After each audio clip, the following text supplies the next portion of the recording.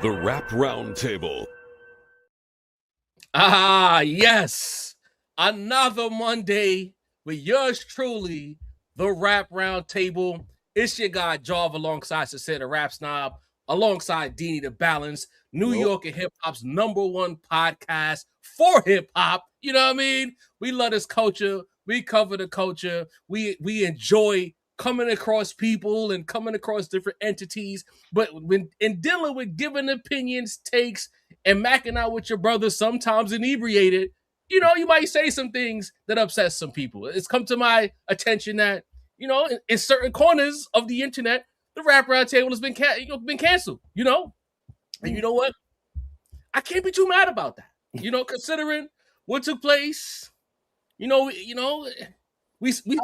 think it's a real. I don't think it's a real. It's not an overly big deal, but you know, it's a pause subscription. That's what it is. Yes. Yeah. When I went to the company band and it was some tomatoes, and I linked up with another platform, and it was like one nigga said Down in Dixie outright said "fuck the Rap Roundtable." I'm so, oh, this shit is serious. So when I tapped in with bro, the Cypher podcast, Skip. We had a conversation and I realized, I said, this is because the whole time I realized how big it was. You know what I mean? At least in certain corners of the internet. So, you know, we real friends in real life. We get together, we pod, we talk shit. Sometimes we cross over into the land of the irresponsible commentary. And in this case, it got us in a little trouble. And I want to acknowledge that, you know, we understand that it got us in a little trouble. And, you know, if you feel away, we understand. You know what I'm saying? But that's who we are. You know what I mean? It doesn't mean that our character isn't any question. We're not bad guys. We just four unks that like to get together, talk about rap, talk a little shit, and every now and again we're gonna get in trouble. We apologize if you were offended by what we said, but you know the commentary on the Rap Roundtable does not represent any of the four individuals at all, and for the most part, we don't even say nothing crazy. You know what I'm saying? We don't do nothing crazy. We try to be as responsible as possible, considering the climate. Yeah. But in this case, we had a flub. You know what I mean? We understand if you feel away. That's the point I want to make. I understand. I hear you. I see you. If y'all got your tomatoes still, that's fine. But we understand. Acknowledged. We definitely acknowledged. Sure. We understand. Yes. You know what I mean? At the end of the day, we're not out here doing a dickhead podcast. So this has never been a dickhead platform. But I feel like some people look at us like dickheads now. But I promise you, the Rap Roundtable are not. Now quantum immortality. It's not an apology so much as I'm acknowledging that. Hold on, like niggas is really mad at us. I didn't know how mad niggas was 2-3 weeks ago, until the last 4 or 5 days. Yeah, you know what I mean. So the people who've been logged into the Rap Roundtable, they know what it is. They know how we talk. They know how we give it up. You feel me? They know how we talk. They know our characters. They understand what's going on. A lot of the newer audience don't understand that, and we turned a few people off. Listen, you know, yeah, it happens. So it's a lot of barbershop talk, a lot of barbershop energy. Yeah. Specifically for us, and I said this in our chat privately. We all know each other from working together once upon a time, and we used to get in the lunchroom and have these conversations. They used to be a lot more raw than what they are here. Yo. Some niggas got fired. Put it that way. Some niggas lost the gig. So every now and again, right, we get into a zone where, you know, like when you slap box with your homie, like sometimes it goes a little bit too far. Sometimes, you know, you swing a little too hard, you put a little bit too much energy behind it, and then the next thing you know, like you're right back, you know, like you're right back in that same space like you were 20 years ago. Correct. Right? Correct. And that, you know, that tends to happen every now and again, especially with 4 guys that have known each other for that long. You know what I mean? Eventually, you know, we snap back. We're like, oh shit, we need to chill. Like we're on, we got a platform. You know, let's relax, right? Like, and we know that we all understand each other at the end of the day, but not everybody out there is gonna understand how we go about things and communicate all the time. So like that part, bro. Especially if you're fresh to the content, especially if you're brand new, you don't know. That was it. I see a question. Do we have a Patreon? No, but we're gonna be setting up a YouTube membership platform pretty soon for the people who are super locked in. That'll be there for you guys. And for those who wondering what happened, it was an episode we had to pull a couple weeks ago where it got heated with Mesito and Sin. you know, and some people got it, some people didn't get it, and they misconstrued the conversation into us being full on insensitive jerks. Okay. Like the whole table. Right. The whole gang. Bro asking about the Patreon. Not Sin. Sin is safe. It's the rest. It's the three of us, really. Sin is safe in this situation. You know what I mean? But you know what I'm saying? At the end of the day, it'd be like we fucked up in that situation. Yeah. We didn't realize it at the time because in the midst of the action, we circled back to Sin's point as brothers by the end of that segment and covered every base. We landed the plane, but people had already clicked out and got to thinking. We had a situation with Moni where I was defending the platform. Some niggas like, oh, he's soft, he's a bitch, he's talking to a woman. Nah, nigga, I felt like she was disrespecting my platform, and I defended it. Moni and I spoke. I completely misunderstood her intent. We moved on from that shit. But there's people who, don't know that we spoke, and people who just felt off-put and they feel away. And I saw that between Company Man's appearance on CU last Wednesday, over the weekend with Deciphered and seeing the energy there. I'm like, oh, shit, niggas is upset. I didn't know. You feel me? We don't be on the net looking to see who mad at us. That's just not our body. We got jobs, we got families and shit like that. So because I'm seeing that niggas is really mad, I'm just acknowledging that I see y'all. Because some people are still gonna watch and see what our energy is about and to see if it really are full on dickheads. And for those people who are still peeking, nah, it's not the case. But with that said, Macito's in the building, full do-rag energy tonight. My guys, you know. You know what I mean? Not too much do-rag energy, please, Mace, because you know people are sensitive. I'm gonna try my best. You know, do-rag Mace. Jiggle man, take the do-rag off. Episode, right? It was a do-rag. It was a hoodie and do-rag episode. Hoodie and do big bullshit. crazy. You know what I mean? Listen, apologies. Y'all put it perfectly. You know, we up here at the round table, we just fought. We emphasize, and not just in our worst moments, but we emphasize at all times. We're just four guys at the end of the day. We're not going to be perfect, but we are well-intentioned, like my man Marty McFly said. So the people who did see, you know, past that horrible moment in a lot of people's eyes of us, we appreciate y'all locking in. We appreciate y'all staying because y'all know we ain't crazy over here, man. Y'all know. Facts. Yeah, man. Double barrel. Cancel energy still exists. Yes, some people have canceled us, and that's all right. That is all right. We are still here. We ain't all right. But anyway, I'm not fucking leaving. You know what I mean? We here. You got to see us. You know what I'm saying? One way or the other. But Lupe Fiasco over the weekend linked up with Koala Bear, a platform that I'm not super familiar with. But shout out to Koala. Shout out Jason, aka Jalopy, had Lupe on his platform yesterday. In fact, a very interesting conversation. That don't got nothing to do with what we gonna talk about. But on the Koala T. I call him Koala Bear first. My bad.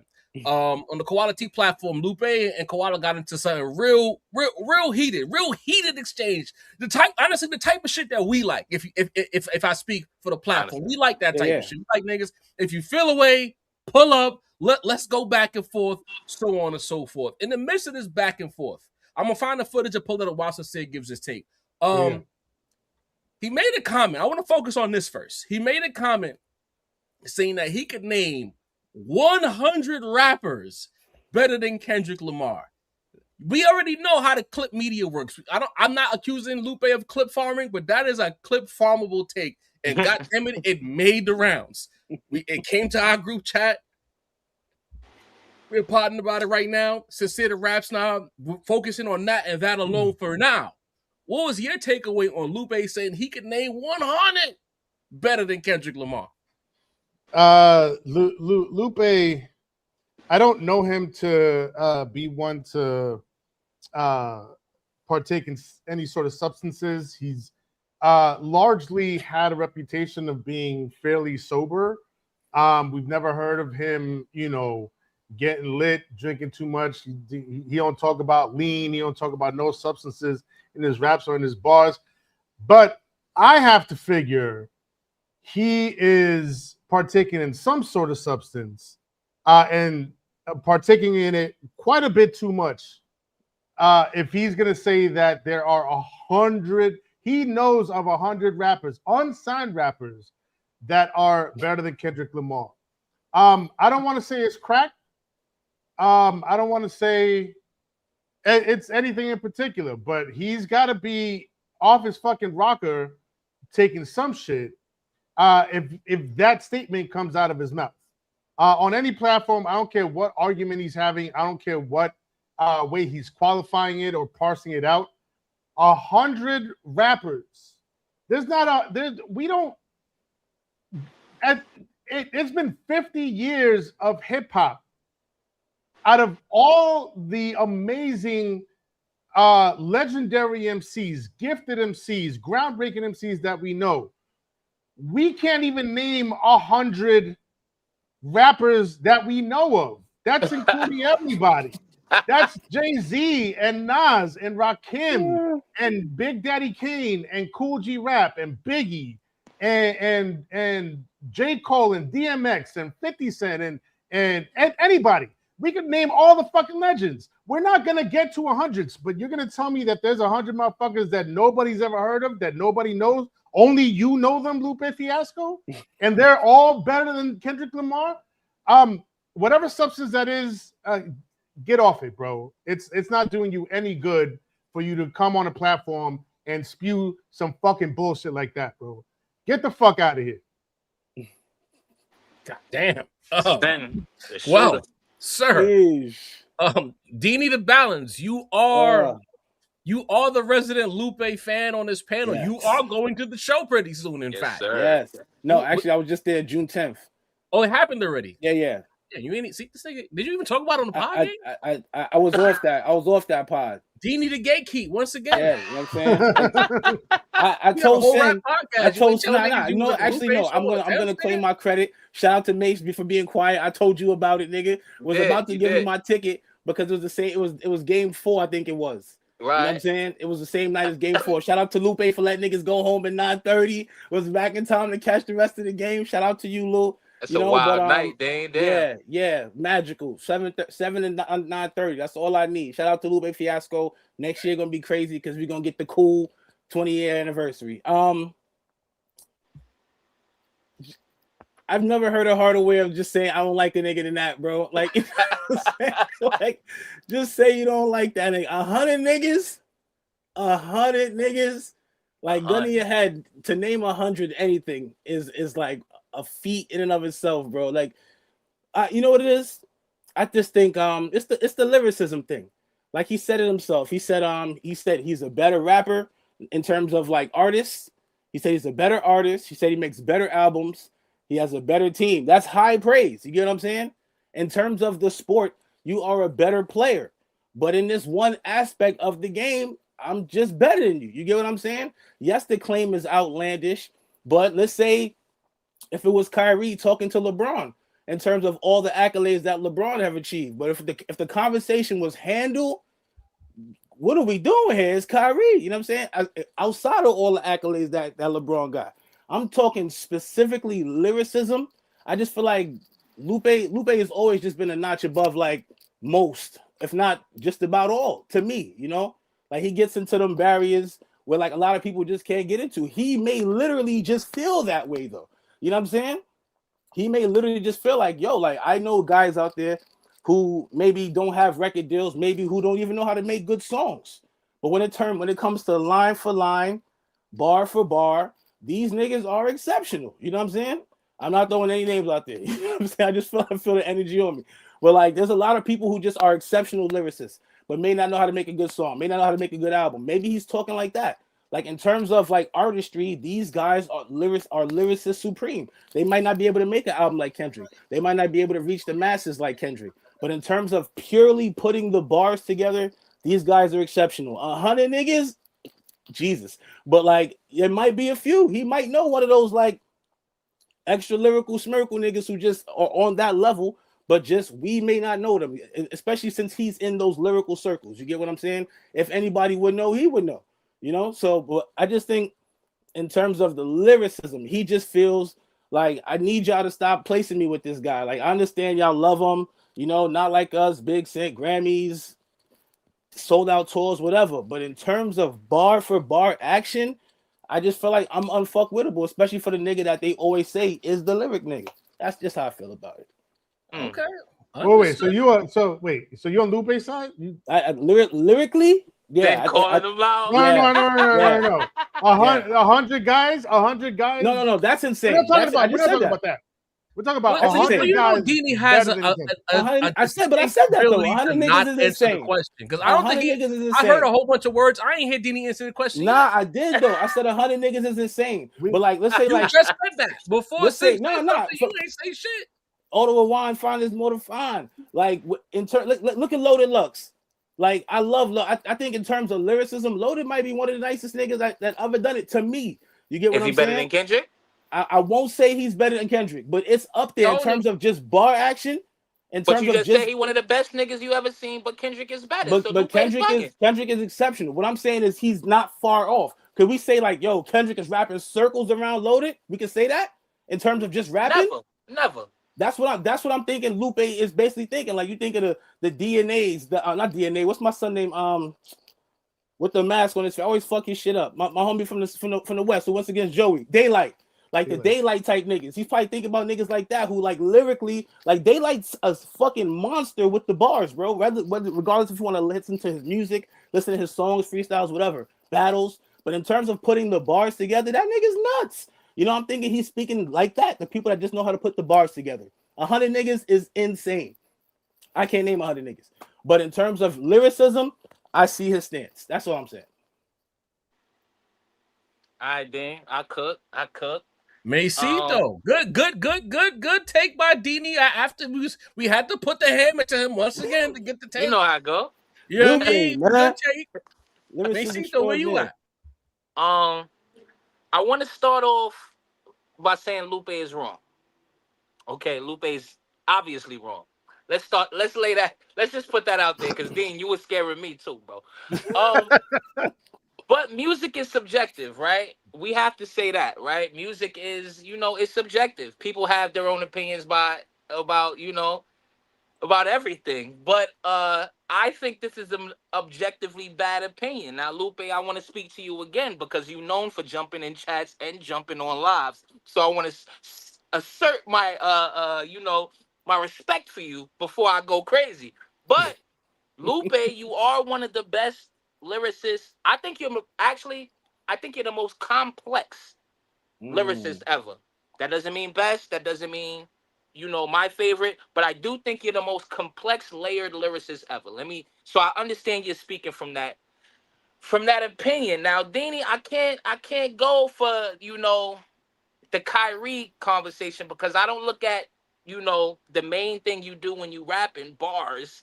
You know what I mean? Rapping as just ball. That's like scoring. That's like your whole game, right? Like if I say like if it's flow or it's delivery or it's like, something that, maybe I could be like, yeah, maybe, but bars, the actual lyrics, it just sounds, like I say, it sounds crazy, Lupe. Now, you got to understand that Lupe has been consistent about this, right? Let's not act like Lupe changed his opinion because of certain things that happened. He's always been a person that, like Dean said, has championed the non-mainstream lyricists. That's, battle rappers. That's the End of the Week.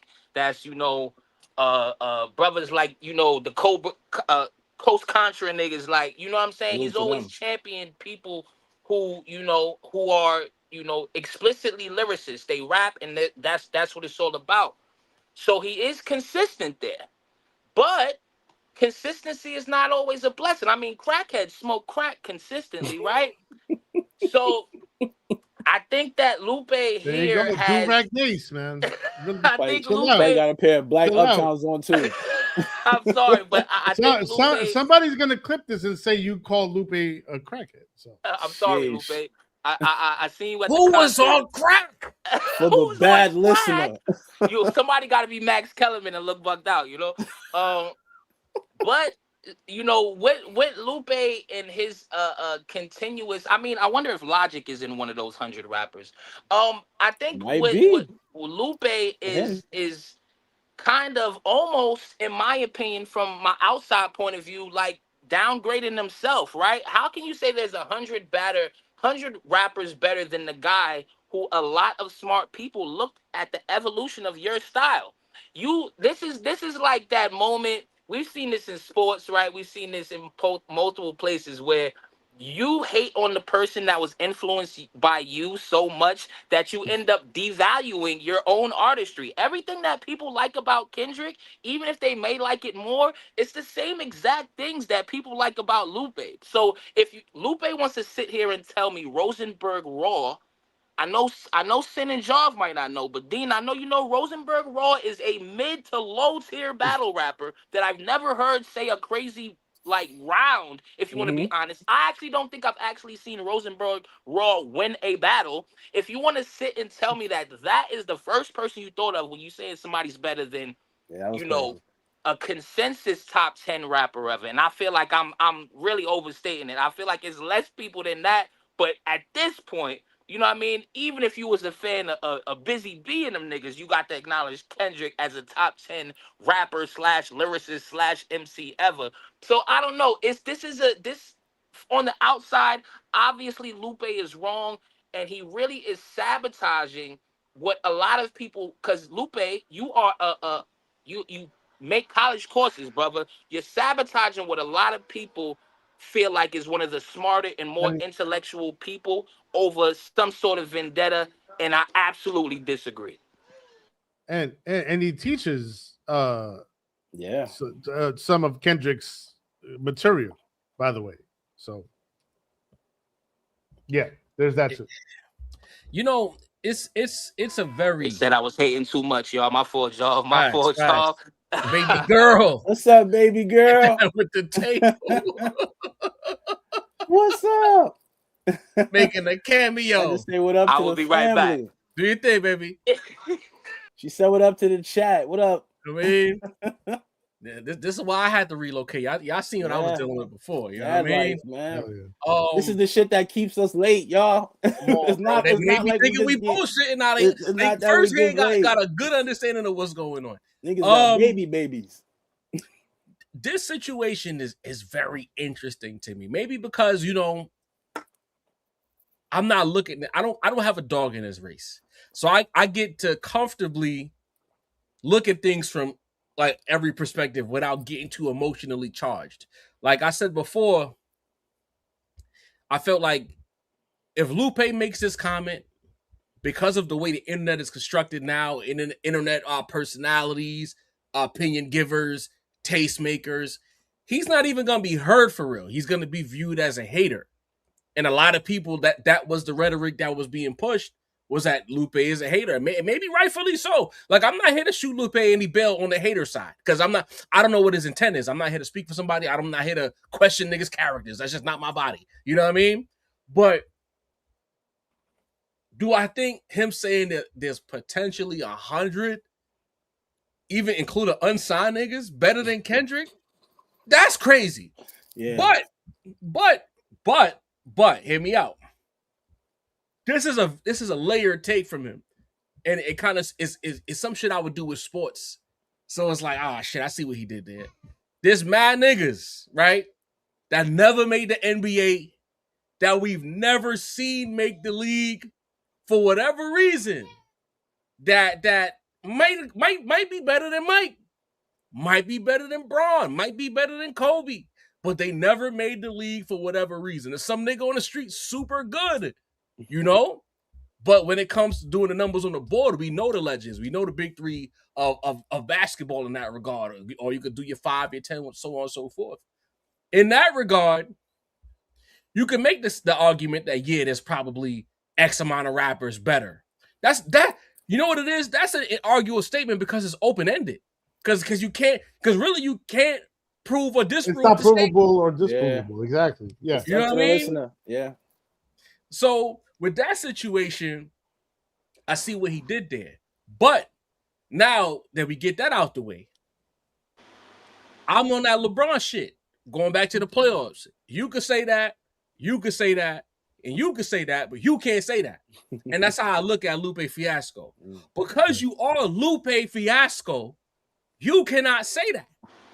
Even if you really feel that way, you can't say that because of your platform, your reach, who you are in the space, who you mean to certain people within the space. Your message is going to get lost. You know what I mean? Because of your history, albeit whether you feel like it's less than me because I think he said on Jason's platform that people have overblown his commentary on Kendrick in the past. Nevertheless, because you have a history of making comments that sound like hate from Kenny, you saying you could name 100 niggas, it's not gonna be received well ever. And at his big age, because he's not a young guy mouthing off, and it sounded like a pretty sober thought. I don't know if he was drinking beforehand.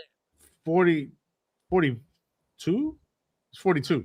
He's in shit, so he's a class of 84, 83. You know what I mean? He's so at that age, bro, you know what you're doing. You know what's going on. The only argument you could have is that maybe you were drunk and or you was caught up in the moment because apparently Koala and him had a staticky exchange as well. Like there was some static there. And sometimes when shit gets staticky, things get said. And I'll give a little bail in that regard. But because of who he is and who he's positioned himself as being on a maturity level and shit like that, and being in control of his actions, you gotta know you can't say that, bro. And that's where I'm at with that. So I feel like he's bugging.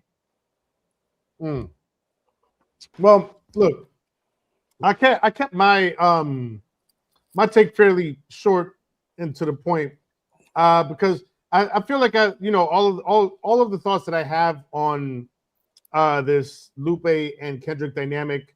I've said it time and time again. We've all talked about this in the past because it feels like every 6 months or so, like this conversation comes up, and usually because Lupe always got something to say about Kendrick, right? Now it might not be completely his fault. He's probably asked about Kendrick sometimes, but I also feel like Lupe is always ever so readily available to share his thoughts about Kendrick Lamar once again for the umpteenth time. You know, Mace alluded to this earlier. Once upon a time, he called Rosenberg Logic and Rosenberg raw and like he wasn't even what's the term? He was anyway. He went on the Ebro and Hot 97 show and said that Rosenberg was a Kendrick nut hugger. Now, that may or may not be true, right? But like it was like almost unprompted. Like he almost just said it just he because. was waiting to say that. Yeah, like that shit was like it was like muted up, Joe. waiting. It was waiting to jump out of him, bro. Maybe he was just sick of the nigga being a nut hugger. It happens. You know what I mean? Yo, that's the reality I'm talking about, John. What if he just really feels that way, bro? But you know, like it's always Kendrick Lamar though. Like because that's the nigga that they hold on the pedestal though. There's plenty of other artists that Peter Rosenberg might have been nut hugging on, right? But it was not too much on the nut hugging. Let's move on. All right. Crazy. It wasn't my term. Wasn't my term. That was his term. Anyway, he's a professor at MIT. If he can say nut hugging, we can say. Anyway, yeah, okay, fine. He's a professional words, brother. Right, but it always seems to circle back to Kendrick Lamar, right? And we've talked about the history of this quite a bit. Lupe Fiasco was once upon a time deemed as the next up to be both, popular in the mainstream and also a lyricist / socially conscious rapper. He got the Jay-Z stamp of approval. He had 2 amazing albums right out the gate, Food and Liquor, The Cool, depending on who you ask. One of them, if not both of them, are a classic, right? But then you get an album like Lasers, right? And then he has beef with the label. And then, he kind of like falls out of favor. And here's the part that bothers me about Lupe Fiasco and his fans, right? The first 2 albums, y'all got it. Those are phenomenal albums, right? Food and Liquor, fucking Kick Push, one of my favorite songs of all time. You know what I mean? The Cool, classic. On the actual title track on that second album, incredible, right? Amazing. Bodies of work, front to back, production, like singles, incredible. But at some point, y'all gotta stop lying about this man's discography being what y'all say it is. Right? Whoa, that's what we whoa, going. wait, that's what we doing tonight. Because no, hold on. Then hold on, Because, no, hold on. Listen to me right Big now. Jagan too. I'm listening, bro. Listen to me right now. I didn't know where he was going. Let me put my cup down. I didn't. I really didn't. Because when we get to Lasers, everybody, including Lupe Fiasco himself, said that album was utterly garbage. Had to do it. Had to do it. The label forced him to make the bubblegum music. I figured you would respect. I figured you would respect Dini, the I know Dini likes that album, but I mean, let's just be honest. No, I'm saying the whole fact that he had to do that, even though he didn't want to do that, but he tried to do the whole anti-establishment thing, which led to the whole record. I feel like if anybody appreciate that, you would. I'm sorry. Don't sound like he do, Dan. He said his discography is overstated. He ain't say one album, nigga. Explain your statement again. Like, in terms of they wanted him to make an album that he didn't want to make. You get what I'm saying? Right. And that was the album. That was the album that came out basically from him making music he really didn't want to make. You get what I'm saying? Correct. Right. And fighting the establishment while doing that. That's why I said I feel like that'd be something up your alley. So he was fighting the establishment, or he gave in to the establishment? They wanted him to. That Lasers album sounds like he gave in. The whole production style of it sounds like he made all that radio friendly shit that he did not want to make. That's what the label wanted. That's what the label. That's why he had to get out of that label. Fighting the establishment when he bent the knee to the label and the establishment. But what I'm saying, after he dropped the album, that's when he had the beef with the label, though. You get what I'm saying? Because he didn't really want to put the album out, but you have contract demands. Defender right now. You have contractual obligations. Robinson in the It's not my favorite album either, but I'm just saying it had to be made. Unfortunately, it had to be made. Come on, man. When we talk about the Nas joints that, you know what I'm saying, fell through the cracks, it's the same shit. You know, everybody got some joints that fell through the cracks. It is what it is. I mean, but then he had Food and Liquor 2, which did not deserve to have. It was. See, whenever you name an album after an album like that, you put danger on yourself.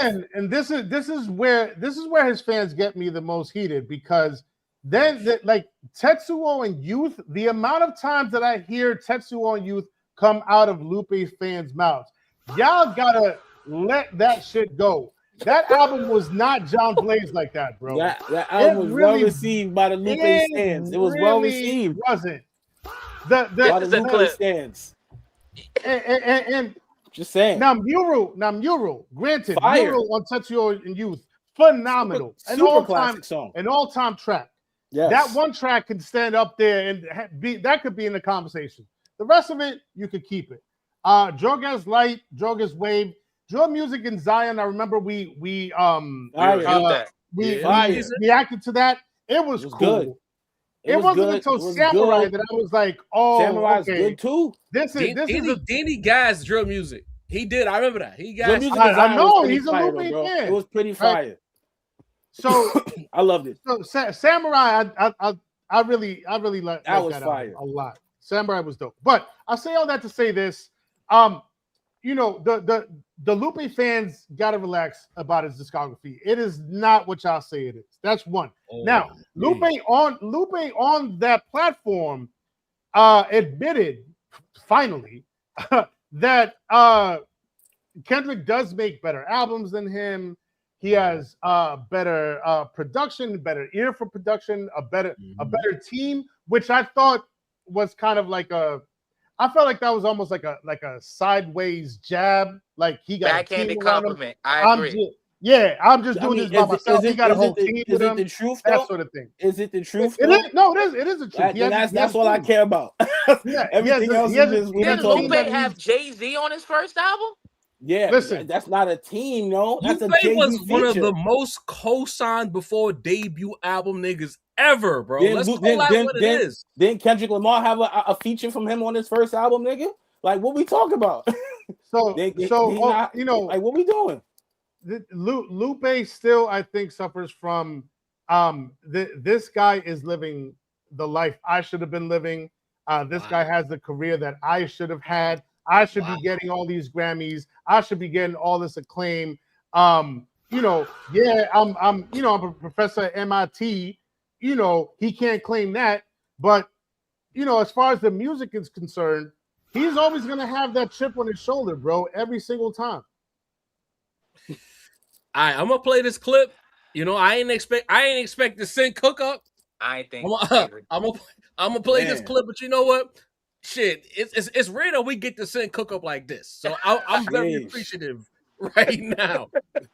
Holy shit! Yikes. Lupe had to catch the stray for it though. Lupe, that wasn't a straight. That was a direct shot. He had to know. I'm tired of it, man. I'm tired of the narrative. That was Al Capone shit, Dean. That wasn't no straight. I ain't taking this nigga to the show with me next year, man. You ain't bringing that energy next to me, nigga. I'm gonna be in a zenful vibe right now. Show. He Dre holding Ricky right now in the alleyway. It's nasty work. What's the problem? You pulled a Lupe on me. You done freaking started from the beginning, and then I got to the end, and I forgot what the beginning is about. I'm trying to. I got you. No, hold on. Refresh. No, yeah, we gotta still trap. We gotta go back to what the freaking. My memory's like a steel trap. My memory's like a steel trap. My memory was like a steel trap. Is that the freaking the MIT thing, or is that Lupe rapping wise steel trap memory thing? You want to quit playing? I want to know if it's that. I'm trying to find out what's going on. Why you playing? Because you're a player. Well, me, no, I got too many freaking kids. So playing at the end of the day, you feeling a certain way about me saying something that you believe. I have more to it, but you want me to get to that?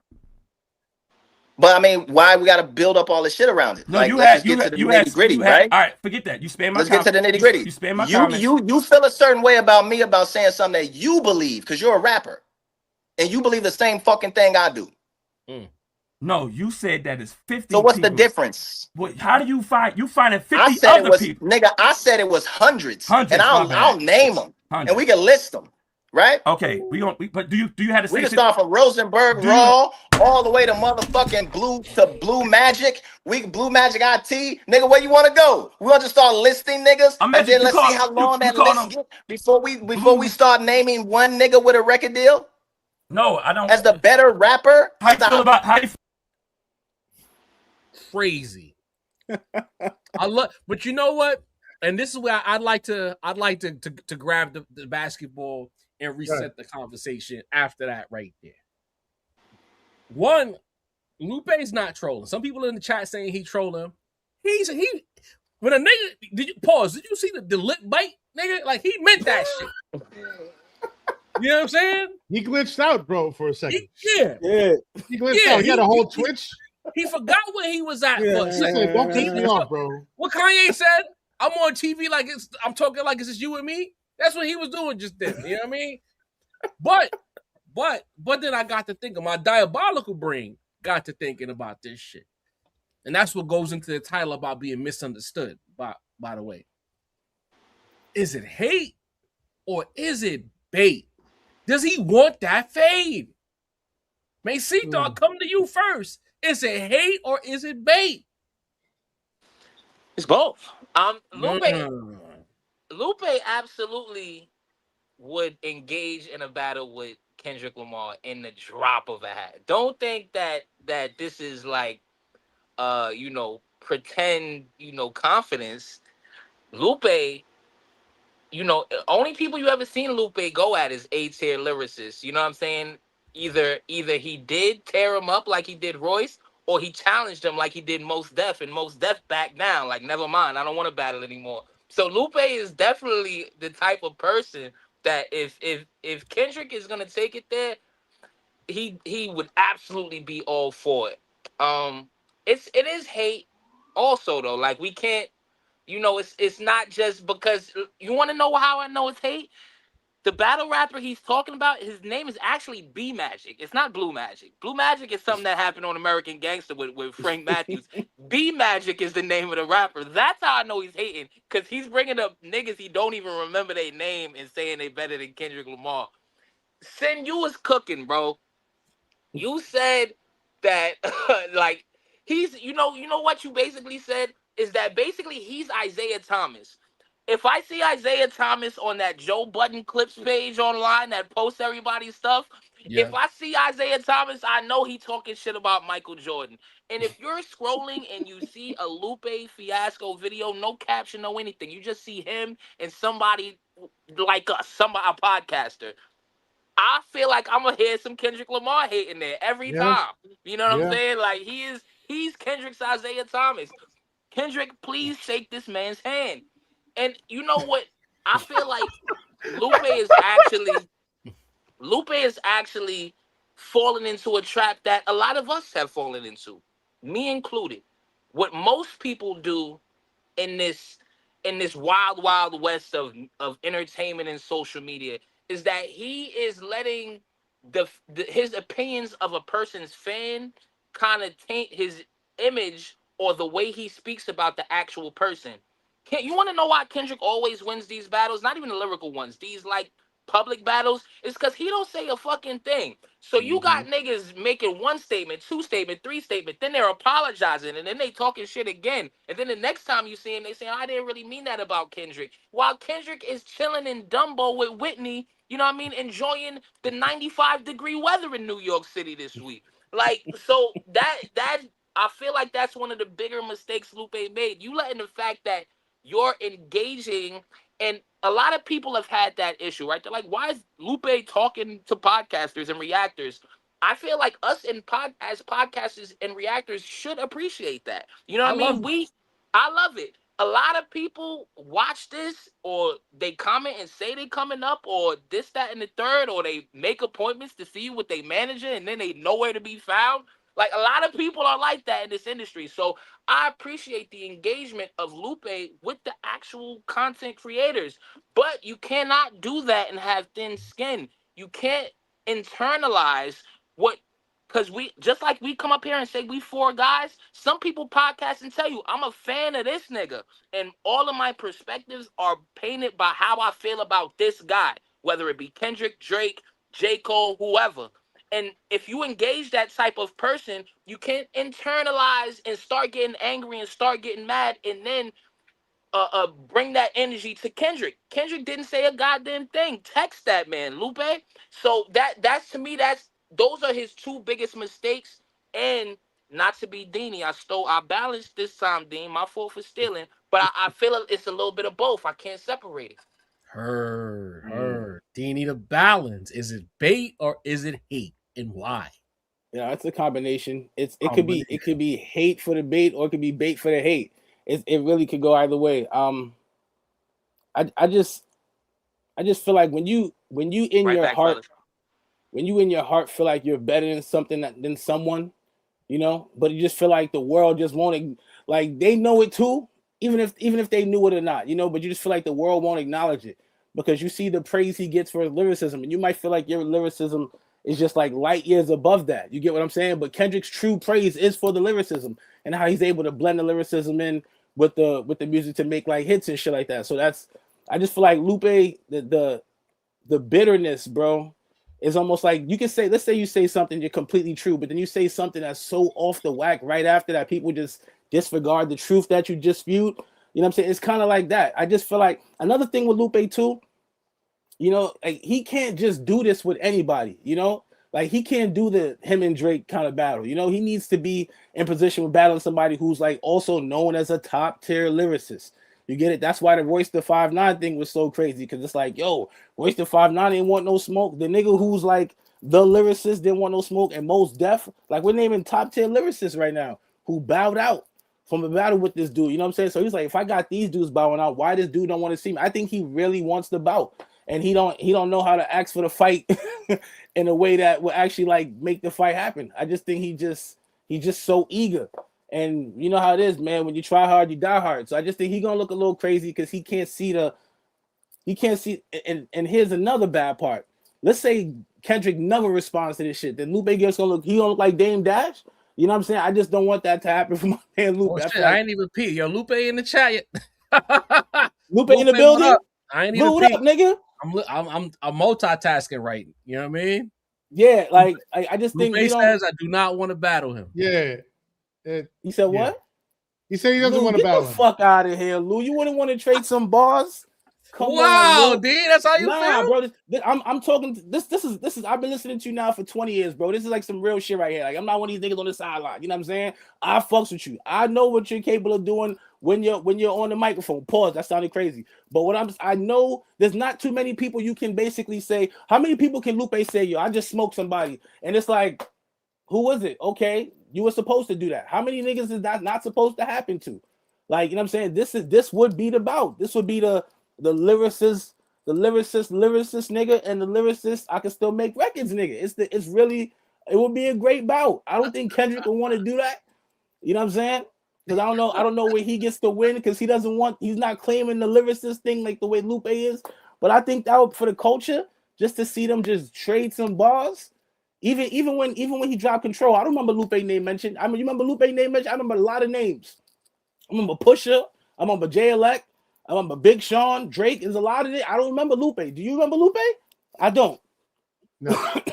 Hey, even look, then, he didn't want to spot. And then Lupe wasn't- dropped he his wasn't record. Lupe said, I'm going to pass the rock to Sin. Lupe was also Fiasco like, said he not trying to battle the guy.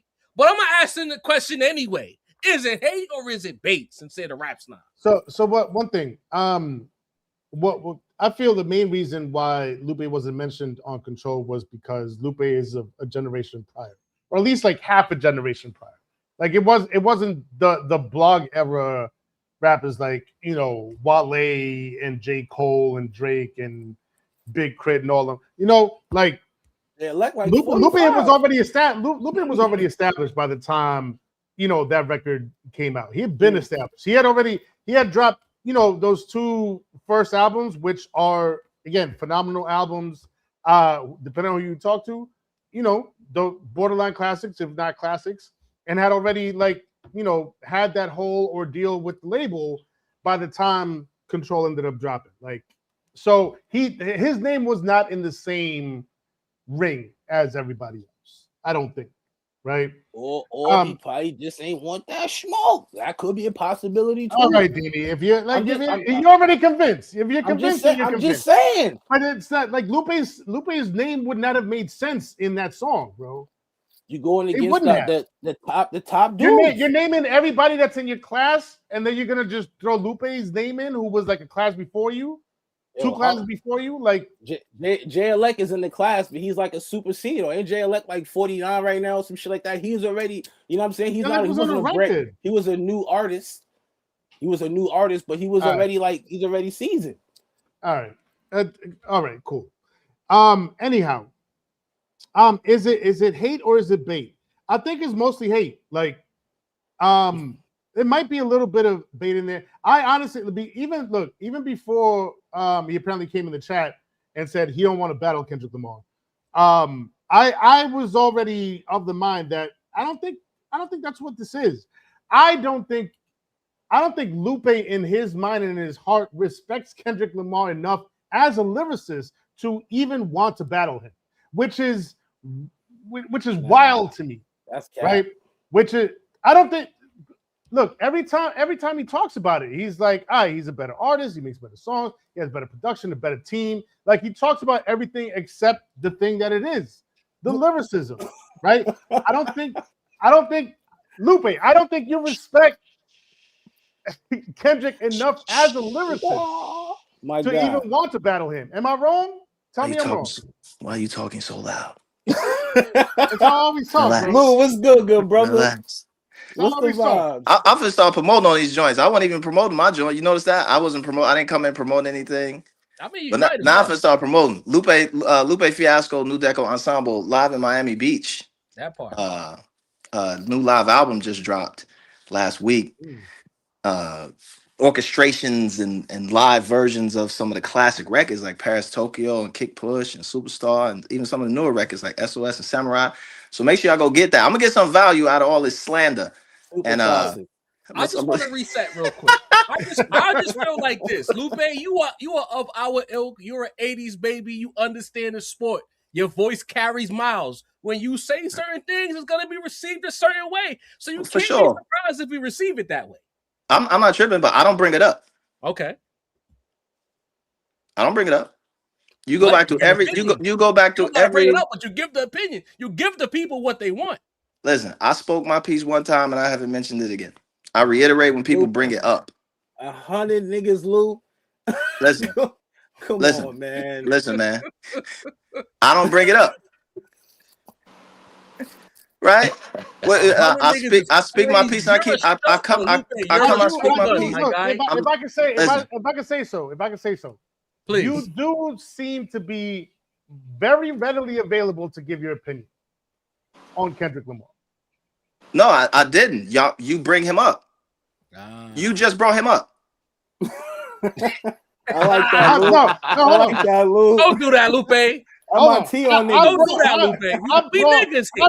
We understand when certain things come up. If we at the barbershop and I say, you know what? Yo, I'm listen, I'll pay you $500,000 cash. Right. Go back to any of the lives that just happened over the past couple of days, including one that kicked off this conversation y'all have right now. If I said his name first, I'll give each of you $500,000. All right, no, that okay. So here's what I'm saying. It's established. It's a solicited opinion. It's established that I don't bring him up. You don't bring him up. Fine, let's establish that. Respect out of respect, because the conversation is too crazy, so I don't bring it up. Cool, but what I'm saying, I don't mention it. Once the it can't be cool. It can't be cool, and then it's like I just told you. I don't bring him up. That's the facts. And there's $500,000 for you if you can go through the chat that just happened. You know, even if you don't bring him up, you don't got to speak on it, but you do. Not to tell you what you can and what you can't do. Let's be clear, bro. But we could talk about all kinds of hip hop stuff that has nothing to do that will relate, and you can apply it if you want. Like I teach rap. Like my understanding of the space and the art and the craft is extremely deep. I started Sosa back in 2014, right? And out of Sosa and the amount of ITs that are there and the things that we've accomplished and continue to accomplish, I've been like, we could talk about all kinds of stuff. We ain't just got to keep talking about that. Y'all keep talking about that. Have you and Kendrick ever had any sort of relationship? Look at that. Y'all ever spoken to each other? Look. See? I'm bringing it up. Whoa. Right. So you don't get $500,000. You're cooked. Talk about it. You're cooked. Money. He don't get the money. You're done. You might as well log off. Who else don't want the money? Okay. Nah. You're right in that regard. But nevertheless, in this competitive landscape, as a shogun yourself, because you are one of them ones, your voice carries. So if you say there's 100 better than the guy that's perceived to be the best, you can't be surprised when niggas raise their eyebrows. Back in 2012, I want some of y'all to search this. I want some of y'all who have internet access to search. One of y'all, it's 4 of y'all. I want y'all to search this. Shots fired.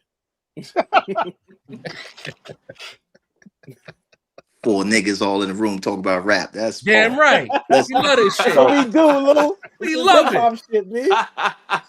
There's a video. 5 niggas now, Lou. Let me see. Right, there's 5 niggas in the room talking about rap, and one of the videos about rap. 4 niggas great. About? That's what I do. I love it. I have no problem. That's why I'm here. I love it. Let me find this, John. Bear with me. Go to YouTube, even though we on it. So go if you have a secondary device. Okay. The chat like, yo, this nigga always not answering the questions. We got the best chat on earth here, Lou. It's all right. Jesus. So 2012, is that part of the search terms? We'll be searching them. I went to go get it. I want to make sure I can get it. So it's a lot of dead air right now. So also, I would love to hear your opinion. Right. So go to the name of the channel or type in Lupe Fiasco. Is somebody doing this? Like, don't just. Yeah, I got it. Yeah. So it's always the Caucasian putting in the work. Are you Caucasian? He is Hispanic, sir. He's Hispanic. Have some respect. What a rock, man. God damn it. Babe, Hey, Come on, pass we me my got. flag. Let them hear you say that. That's We my ain't trying to flag. get you Flag canceled. on the play, 15-yard unnecessary roughness on Lupe I Fiasco. apologize. My Yeah. bad, brother. Jesus brother. Christ, man. My Jesus Christ. Oh, Puerto Rico, Chico, what's happening, Papi? What's going on, Papi? Listen. Lupe Fiasco. So look, what we typing in? look. Go to Lupe Fiasco, co-signs Kendrick Lamar live in Chicago, September 23rd, 2012. I know none of you've seen this. It's going to blow your mind. Yep, in Chicago, September 28th. September 23rd. But if you type in just Lupe Fiasco, you got it? It's like Phase Selects or something like that. Yeah. On YouTube. Let's watch this. Let's send this to your homies and let's all watch this together as one big happy family. All right. So let me throw this in the chat. Jarv, you muted up. Jarv, you're gonna have to pull it up, I think, on your end. Yeah, send me the link. All watch this together. One big happy family of niggas. Family, Lou.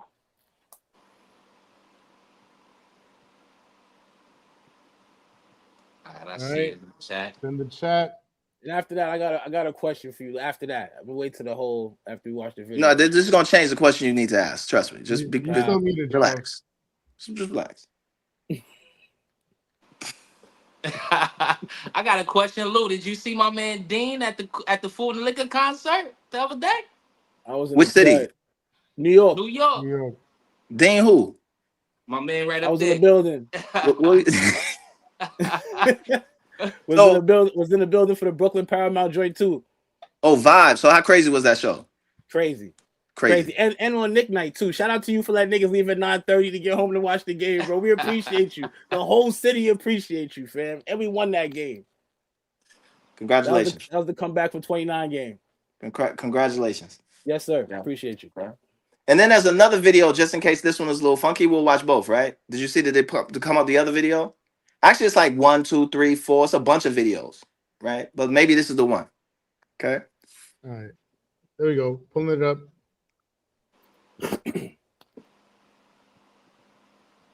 And it's the Phase Select ones. The Phase Selects. Yeah.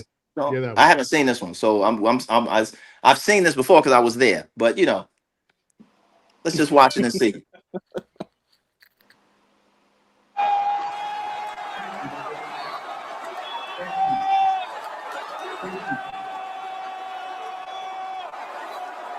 Okay, wait. So back up. Don't go. This after.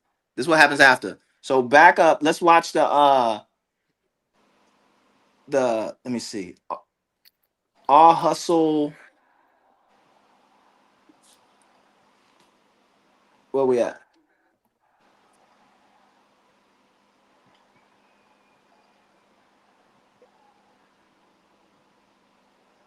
We got it. That wasn't the video. We got another one. Watch the All Hustle one because it's like 5 of them. You see the one that says All Hustle? Let me go back. Film like Kendrick Lamar brings out Lupe Fiasco in Chicago. Yeah, I see that one. Maybe that's the one because it's the one. It's the one where I'm talking. Copy.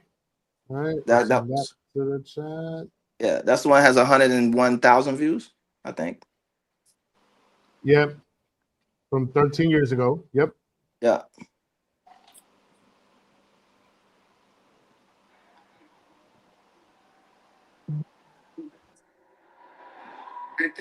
Guy with the 5 reds on his feet. All right.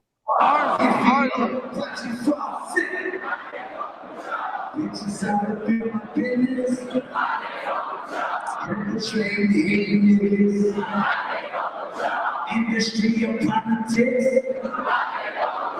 Look at my life and look at yours. It's an ambition by you all.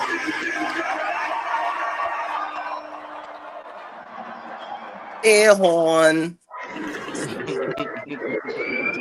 We will be able to change the world for years. 100 years, don't they? But we was talking about fucking bringing an idea to make that thinking and life themselves, right? That's what how can I believe that's how And I can't help it, I can't help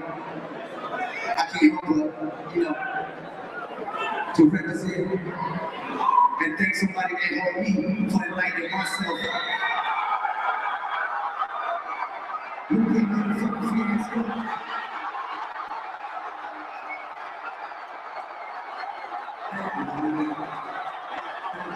Oh.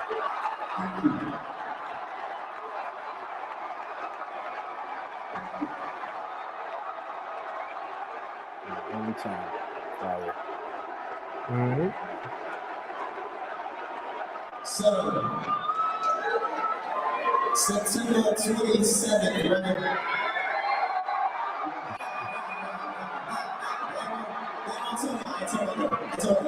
September 27th, right? In New York City, right? I'm hosting this party for my new album, yeah? And that night, we're doing something called the Lupe Fiasco Outstanding Fan Awards, right?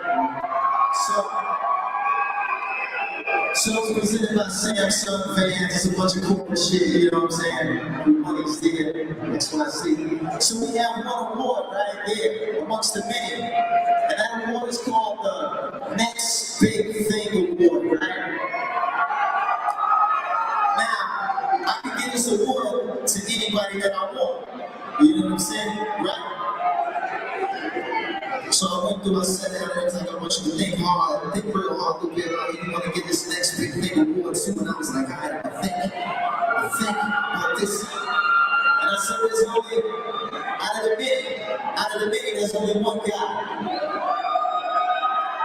that I am a fan of, that I think deserves this award. So the next big thing award goes to my big homie Kendrick Lamar.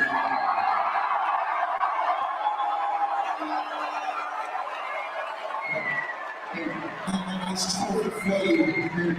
saying, I'm some shoes, a bunch of shit, you know what I'm saying? So that's one, yeah. Thank you. This the future right here, y'all.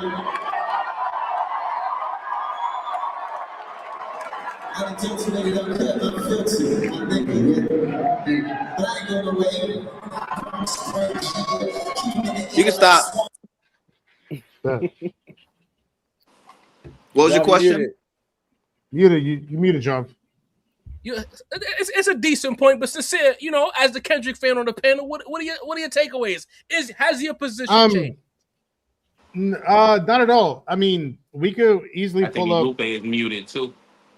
We could easily pull up videos of Drake and Kendrick being on stage together at one point, dapping each other up. You can pull up. You can hear what me? Exactly does that? What does that prove? I guess is my question. Like that was 14 going on 15 years ago. I know. It was 15 years ago. I just think that as in the spirit of competition, a person of your position can't say that without knowing there's gonna be some blowback or maybe some bars your way. That's how I'm looking at it. Did you watch the video? Yeah. Let's settle that. So the video represents that from the beginning. Right. And it extends to what I'll say now. Mm-hmm. I love dude. I always have. Right? I've always supported him. Mm-hmm. I've always supported all of TDE. That's just one video. With you don't see at South by Southwest, like things where there were no cameras, like other spaces and places. Right? The whole team. Me and Absol was in the studio after Control came out. Salute the soul. Right? So the narrative that I just have this, I was like, you're the next nigga, not me. I'm not going nowhere. And if you watch the whole thing, I don't want to bore you with the whole thing, right? If you watch the whole thing, I like, yeah, you that nigga, but don't forget, we still here. Right. Right. That's kind of what I'm saying, you know. But go ahead. So from the beginning, because y'all never saw that video. True. No. Facts. None of you have ever seen that. None of you were there. Right? Understood. But again, you might not even have been Kendrick Lamar fans back then. Sim been there. I would say. You know, Sim been here a while. But the point of the matter is, we could have that video, but then a person that's scrolling on the internet could be like, "Oh, but he said there's hundreds of rappers or lyricists he could name better." So both things can in fact be true, Lupe. I'm not calling you a hater. Like listen, my brothers might be calling you a hater, but I'm looking at it like that's an eyebrow raising statement. So what you're doing is you're saying if Kobe saying it's 100. Yo, relax. Look, I get it. Like, I hit. All right, here we go. No, I hear you. I'm finishing my statement. I hear you. Right? But what you're basically telling me is like, fuck what I just showed you. Not at all. Something that you never saw. But I'm saying that both things are on the table right now. Yo, my man. Yo, my man. I heard you. Now what? But you never saw that though. Okay? You just admitted it. You never saw that. So the narrative has always been that I've never fucked with this nigga. I've always been jealous of him. I've always hit this. I've always hated on this nigga. So when I show you a video from 15 years ago, right? And I can show you one with Drake. To your point, I can show you a video of me and Drake on stage in Chicago doing the same shit. Right? I'm not the jealous nigga. I'm not the jealous dude. What I said was you could pull up a video from around the same time period of Kendrick and Drake together on stage, dapping up, giving each other love. So that my point is that ultimately it doesn't prove anything. We know where that ended up, and we know where then if that don't prove Kendrick ended up. Right. So fuck that video then. It didn't prove anything to you. Okay, cool. I got your opinion. What about bro with who came to the show? What you think? Does that change a little bit of the narrative? I'm talking about the narrative about me. I don't think you hate him, and I don't think that now, and I didn't think that. I never thought that. All right, so we could take hate off the table. We can take hater off the table. Yeah. I just feel like you think and that was my question. You said you thought my question would change after the video. I still have the same question. It's down the line. It's basically like, to you, in your own opinion, what do you think makes like a superb lyricist? You know, but in terms of like, I just always like, even if you rap, I wouldn't say I rap. Are you a rapper? I'm not a rapper. Okay. Is anybody on the panel a rapper? He raps. I don't know why he's telling you he's not a rapper. He rhymes. He just doesn't rap. I have the ability to rap, but I am not a rapper. Even better. You got bars? I wouldn't say that. I don't write nothing. Everything's just kind of like He got bars. Does anybody rap on this panel? Does anybody? What are we doing? Not like rap, not artists. Lupe not about to battle you, because let's get to Lupe's point. Because my response to him is going to be different if he's a rapper or not. Got it. So do you rap? No, I'm not a rapper. Okay. And y'all saying, so y'all agree that he's not a rapper? Just so I'm clear? Yeah. Okay. So in rap, there's different ways that people came into and understand rap and what rap is and what they want it to be. Mm-hmm. Right? There's certain people who only focus on one particular part of rap. And there's people who focus on the entire universe of rap. Mm-hmm. Right? When I think of a rapper, and I think about lyrics, the way lyrics have been defined to me since I came into rap and have been rapping, you know, professionally and as an amateur, it's been punchlines. It's been punchlines, double entendres, right? And wordplay, things like that. And it wasn't necessarily about beats. It wasn't necessarily about image. It wasn't necessarily about voice. It wasn't necessarily about delivery, tone. It wasn't necessarily about any of that. It was like the words that you're saying. Right? Delivery didn't come into that conversation? No, y'all don't rap. So I told you, if you rapped, I would have had a different conversation. But now I'm talking to you like you don't rap. So the way I define it and the way I came into it, those things were secondary to what you were saying. Mm. And so your ability to have a impactful punchline, ooh, ah, gas face kind of moment is what I always looked at what lyrics were. When somebody says you were lyrical or you're a lyrical miracle, you had that element, right? And there's tons of examples of people who do that. So I'm not pulling that out of thin air. Like Cannabis, Chino, the people I came up under, Cannabis, Chino XLIT, rest in peace.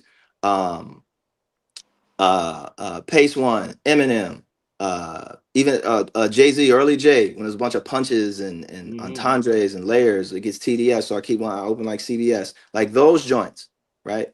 Biggie, I'm not from Houston, but I rap a lot. Shit like that.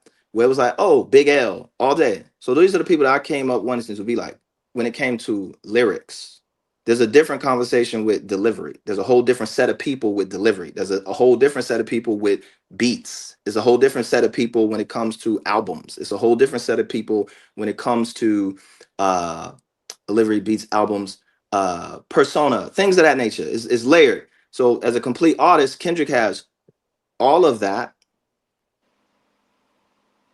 right? He has all of that. When you just focus and you have a conversation specifically about lyrics and bars and punches, and then you look at the whole spectrum of rap. I look at all of rap. I look at my students who I teach, all the way up to Jay-Z and everything in between. The whole spectrum of every battle rapper everywhere, niggas from the UK, people y'all have never heard of, right? From the grime scene to people rapping in South Africa to I've had freestyle sessions with people all over the world, right? There's a lot of really, really good rappers that are better than me, that do that punchline, entendre layer stuff better than me. And I'm really good. And that people do it better than me. So I always posit whenever I make that statement, and I'll give you $1 million and you go back through it. Oh, we went up from half. Right. All right. You'll say like, yo, has Lupe always prefaced it with like, niggas is better than me. I throw myself in the mix. I don't care. I'm not chasing any clout. Jay-Z told me I was nice when I was 19 and I was done. I was good. I got every accolade I could ever receive. Gangster. And I got witnesses for that. Nigga, you're nice. And I was done. There wasn't nothing else to do. Then I went on that journey to find my delivery, to find my beats, to find my song making skills, to find out how I perform. So if we having like a barbershop conversation about who we think is nice and who we think is that, because I do that too. Like, yo, that nigga whack. Like, this is whatever. Blah blah blah. Or like, yo, that nigga's fire. But it'd be the same nigga. Y'all look at me like I was in the studio. I ain't gonna do that because it's gonna bring other niggas in. But it's people who it's things that I like. When I mentioned that I like something, niggas like, yo, that shit's garbage. How could you like that shit? That shit is whack. That doesn't relate to you. Blah blah blah. Right. And there's other opinions. Yeah, I have opinions across the whole spectrum. You know. I like to jump in right here because you're saying something that's very important. So you're saying, because the thing is, we're looking at it, of course, spectators. We're looking at it from the outside and like, yo, that's crazy. Luke, you can't say that. What I'm hearing from you is you're saying on a human level, you're in a position that, let's say now, rapper A says there's 100 guys better than Lupe or hundreds of guys. As on a human level, you're comfortable with hearing that is what I'm gaining from what you're saying right now. Yeah, I've never heard a rapper of a high skill level ever say that anybody's better than them. I've never heard that. Okay. Okay. I've never heard that. I've heard people be humble, right? I heard people be diplomatic, but I haven't yet heard somebody tell me no. So when the chat or the general public hears what you say and they react and they say, yo, this nigga's hating, because that's the general rhetoric. Right. We play that video. How do we massage that? You know what I'm saying? we play that video, then we come back. Or you listen to me when or you believe me when I say like I love dude. I always have. I always will. I don't want to battle him. I don't want to battle anybody. I don't want to battle Royce. I don't want to do none of that. Right? If somebody bring it, then I'm gonna respond. Okay. Right? I'm not going to punk. I'm not we're not gonna get into that. But I'm not seeking. I mean, you can finish your sentence. We all adults here. You feel me? No, because y'all safe. I'm not. Like, I wish we were safe. I'm not. I'm not. Not as safe as you we think, just got canceled. So you can say what that's you funny need as to hell. I'm not even. I'm not even saying his name. You are. Right. You're bringing him up. I'm not even bringing it up. Mm-hmm. I'm responding to you bringing it up, and then niggas saying, "Why you keep talking about it?" I was like, "Why do y'all keep talking about it?" It's crazy because the truth of the matter is you're an anomaly in this situation. Most rappers wouldn't even do what you're doing right now. So you got to understand how that's perceived. I know. Right. You want to know why? Talk to me. Because it's dangerous. That's kind of what we saying. Yeah, it's a dangerous game to play. But then also take what you say out of context and throw bars your way. Also, I already been canceled in real life. Okay. So it gets no crazier than being canceled by the president. True. Very true. And not the white one. Right? Yeah, and you speak, what we doing? We're supposed to speak truth to power. We're supposed to talk about the things we talk about, but not this one. You're not supposed to talk about that one. And my career was over. So ain't nothing else you could really take from me. Ain't nothing else. So if ain't nobody else gonna do it, it's fine. We can have those conversations. But everybody has these conversations. Y'all had this when this camera ain't on, y'all talk heavy shit. I know you do. No, absolutely. Come on now. Absolutely. Big shit. Right? And it's shit that you will never say on this podcast, that right before this podcast comes on, you've said the same shit I've said. But you won't say it in front of these people. It depends. Will you? Yeah, you won't. No, you won't. I've gotten in trouble for saying it. Really depends. I can't speak for my brothers. We got canceled for saying too much, Lou. To be What'd you say? Like, you know what I mean? Niggas What'd you say? right now. So What'd you say? I don't even want to go. We don't want to talk about it. What'd you say? Why I not? want to bring all that up. Why not? Say it. Let's get canceled again. Me, you, we all get canceled. What'd you say? I just look at it as, because I hear what you're saying and I respect what you're saying. Like there's no adversarial energy whatsoever. You know what I'm saying? I just try to look at it from the current landscape and how people are. Because you could tell us, yeah, I love this shit. I understand it, and I'm humble enough to overstand if somebody say a nigga's better than me. But there's a lot of people that feel like, based on previous things that you didn't bring up but you responded to, that there's I brought up. See, you're assuming I brought up all that. I've always said that from the jump. I understand that. You've only how they're perceiving your verbiage. But people only. But that's it's a certain amount of when it happens once, and you realize people are just clickbaiting it or chopping it up and showing what they want to see. But again, I'll give you $500,000. If you go back to where all it started, if I haven't said everything I just said, like, yo, and this is this, is that, is this, but all niggas focus on is that. But it's all these other things, right? Okay. None of you have ever seen that video. None of you. Right? That video got 101,000 views. It's been up for 13 years. None of you have ever seen it. So that means you've never even researched my relationship with dude. You didn't even Google. You could have just Googled that, and it would have came up just like you just did. But you didn't do that. I mean, in all fairness, it took you quite a while to actually find it too. So, like, I mean, I was there. I didn't have to find it, nigga. I was there. What are you talking about? Talking about that shit. Took you a while to find it, nigga. I was there. Lupe and I saying that wrong, but at the same time, we can't position ourselves like. And it's something I stand by. As the facts change, so does my opinion. We don't know what's transpired over 13 or 14 years. And again, even if we are guilty of not knowing that, on the surface level, you have this, and then there's hundreds of niggas more lyrical than Kendrick. If I tell you, you know what I mean? But if I tell you, so let's summarize it up. We get to today, and I say, hey, you don't know what transpired. I just introduced you to where it began. Correct. Let's sum it up right now. And I just told you. No, like bro said, no, I don't want to battle him. Mm-hmm. I said that. I don't want to battle. What did he say? Deanie ain't believe you. He didn't believe me. That's based on actions he's seen on the internet. So if you don't believe me, it doesn't matter. Okay. Just like that video didn't matter. To bro, my PR brother, it didn't matter to him. It didn't change what he thought. It didn't fucking matter. You already have your opinion set, and you already have your opinion set and what you want. And there's nothing I could do with that except promote Lupe Fiasco and New Deco Ensemble live from Miami Beach. Available right now. Live versions of some of your favorite Lupe Fiasco songs: Paris, Tokyo, Kick Push, Superstar, as well as some of the new joints, SOS, right? A modern day classic, Samurai, a modern day Lupe Fiasco classic. You know what I mean? So that's all I can do. If I can retort to that real quick. You're assuming that I think it doesn't matter. I've never said you just said it doesn't matter. It didn't matter. So hold your man accountable. Did he not say it didn't matter? He did. Those words didn't come out of my mouth. You said it didn't change your thing, so it didn't matter. But I said it doesn't prove anything. Okay, so it doesn't matter. I sin expound on that right now. Let's get to that. Well, I mean, there's a huge difference. I mean, he teaches at MIT. I would assume he would know the difference between it doesn't matter and it doesn't prove it. Don't do that. Don't do me like that. I also teach at Johns Hopkins. I teach at 2 schools, so I should definitely know. I mean, okay? I'm don't do that. Teach at both.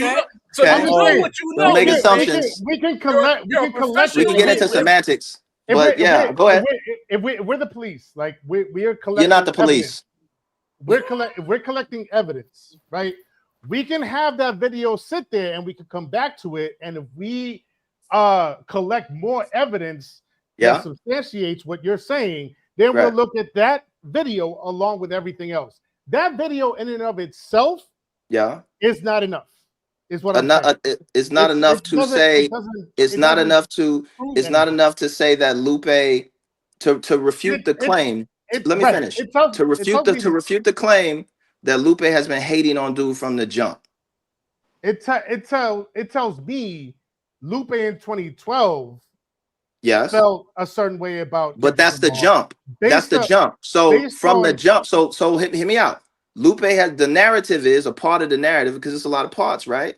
One of the parts is this nigga Lupe been hating from the jump. Right, this nigga been jealous from the jump. This nigga been this from the beginning. This nigga every time he talks about dude is this. Every time he talks about dude is about that. But when I show you a video, right, where I'm talking to dude, I'm not talking to you or through another nigga. I'm talking to him. Right. That refutes that part. And now to your man's point, we don't know what transpired over the years, right? I didn't know Kendrick didn't fuck with none of them niggas and on Control. He was finna like, fuck all y'all niggas, I'm the best. Nobody knew he was gonna do that.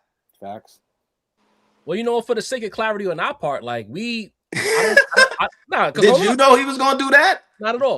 But like, we only respond, and again, you made a good point. You know what I mean? Because I don't want to get that missed. We didn't know about what happened in 2012 with that video, but at the same time, we only responding to what we see. I think over here, there's other guys with agendas and other platforms with agendas and shit like that push certain shit. That's not us. We just love rap. You know what I mean? We love the sport of rap. We love the albums. We love the competition. We love all that shit, right? So if we see something, be like, oh, that looks crazy. You know what I mean? Your man said but your man said y'all was the police. And if you're building a case, I just showed you. Oh, we are not. You say y'all were cops. Damn it. Say y'all were 12 undercover.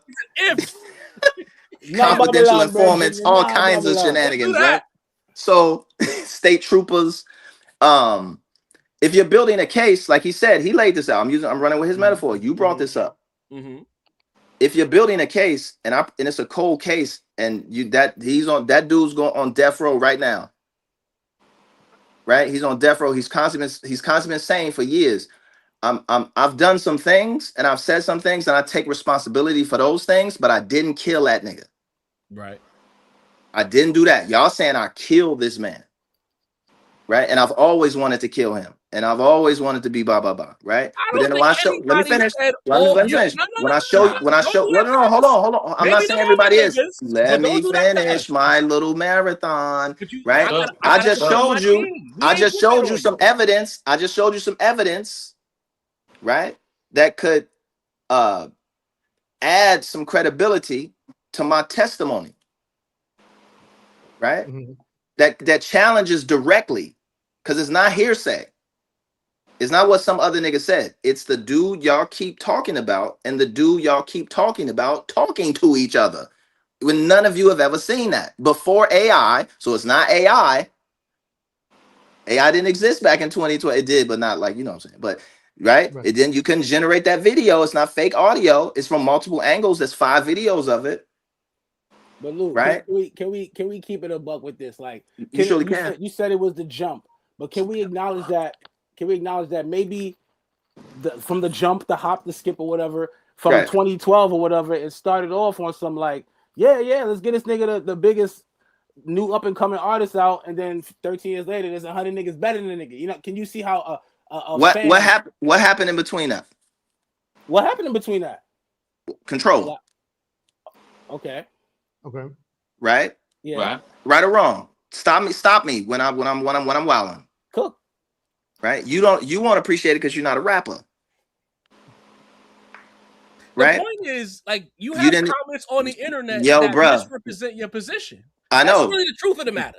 It's crazy, bro. When that dropped, and maybe y'all don't know this, because you didn't even see that video.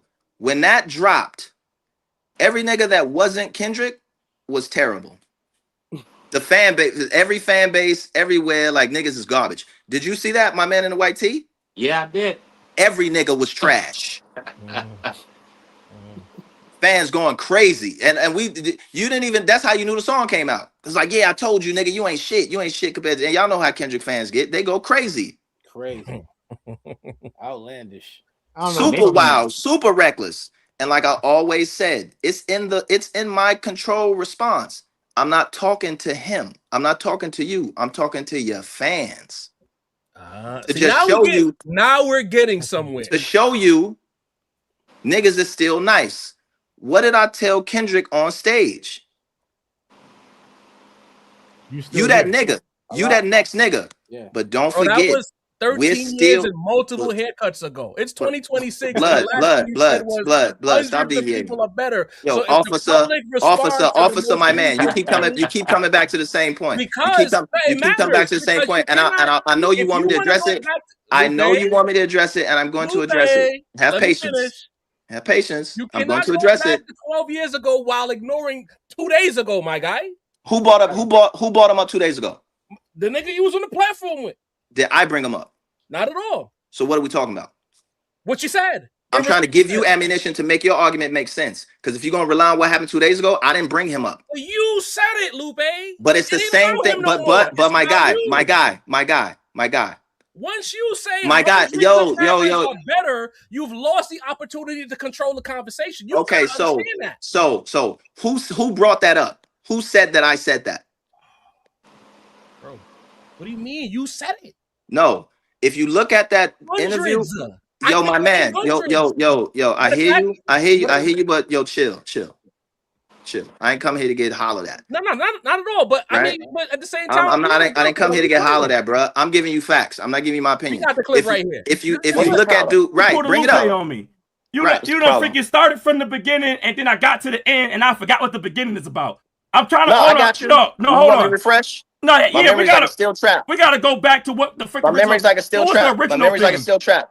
My memory was like a still trap. Is that the freaking the MIT thing, or is that Lupe rapping wise still trap memory thing? You want to quit playing? I want to know if it's that. I'm trying to find out what's going on. Why you playing? Because you're a player. Well, me, no, I got too many freaking kids. So playing at the end of the day, you feeling a certain way about me saying something that you believe. I have more to it, but you want me to get to that. But I mean, why we got to build up all this shit around it? No, like, let's get to the nitty gritty, right? All right, forget that. You spam my. Let's get to the nitty gritty. You spam my comments. You feel a certain way about me about saying something that you believe because you're a rapper, and you believe the same fucking thing I do. No, you said that it's 50. So what's the difference? Okay, stop. Pause. You finding 50 right there, people. nigga. I said it was hundreds, and I'll name them. And we can list them. Pause. Right? Okay. But do you have to say? We can start from Rosenberg all the way to motherfucking Blue Magic. I hear you. Pause it. Now rewind it and play it again, and see what I just said. Who brought it up first? We've never disputed that, Lupe. We've already acknowledged that you're not the guy bringing it up, but you're the guy responding to it. I'm responding to what he said. Now let me keep it G with you. Let me keep it G with you. I'm not running from what I said. It's the same thing that I said 5 years ago. Fair play. But who brought it up? He did. He did. But that's the thing. But then, all right. We wouldn't be talking about it if he didn't bring it up because I wasn't even on there to talk about that. He brought that up, not me. But, you know, we've had it. Like so now Jay, though. That's you know what I'm saying? super established. Now, whenever someone asks Dame a question about Jay, he just goes cooking Jay. You know what I'm saying?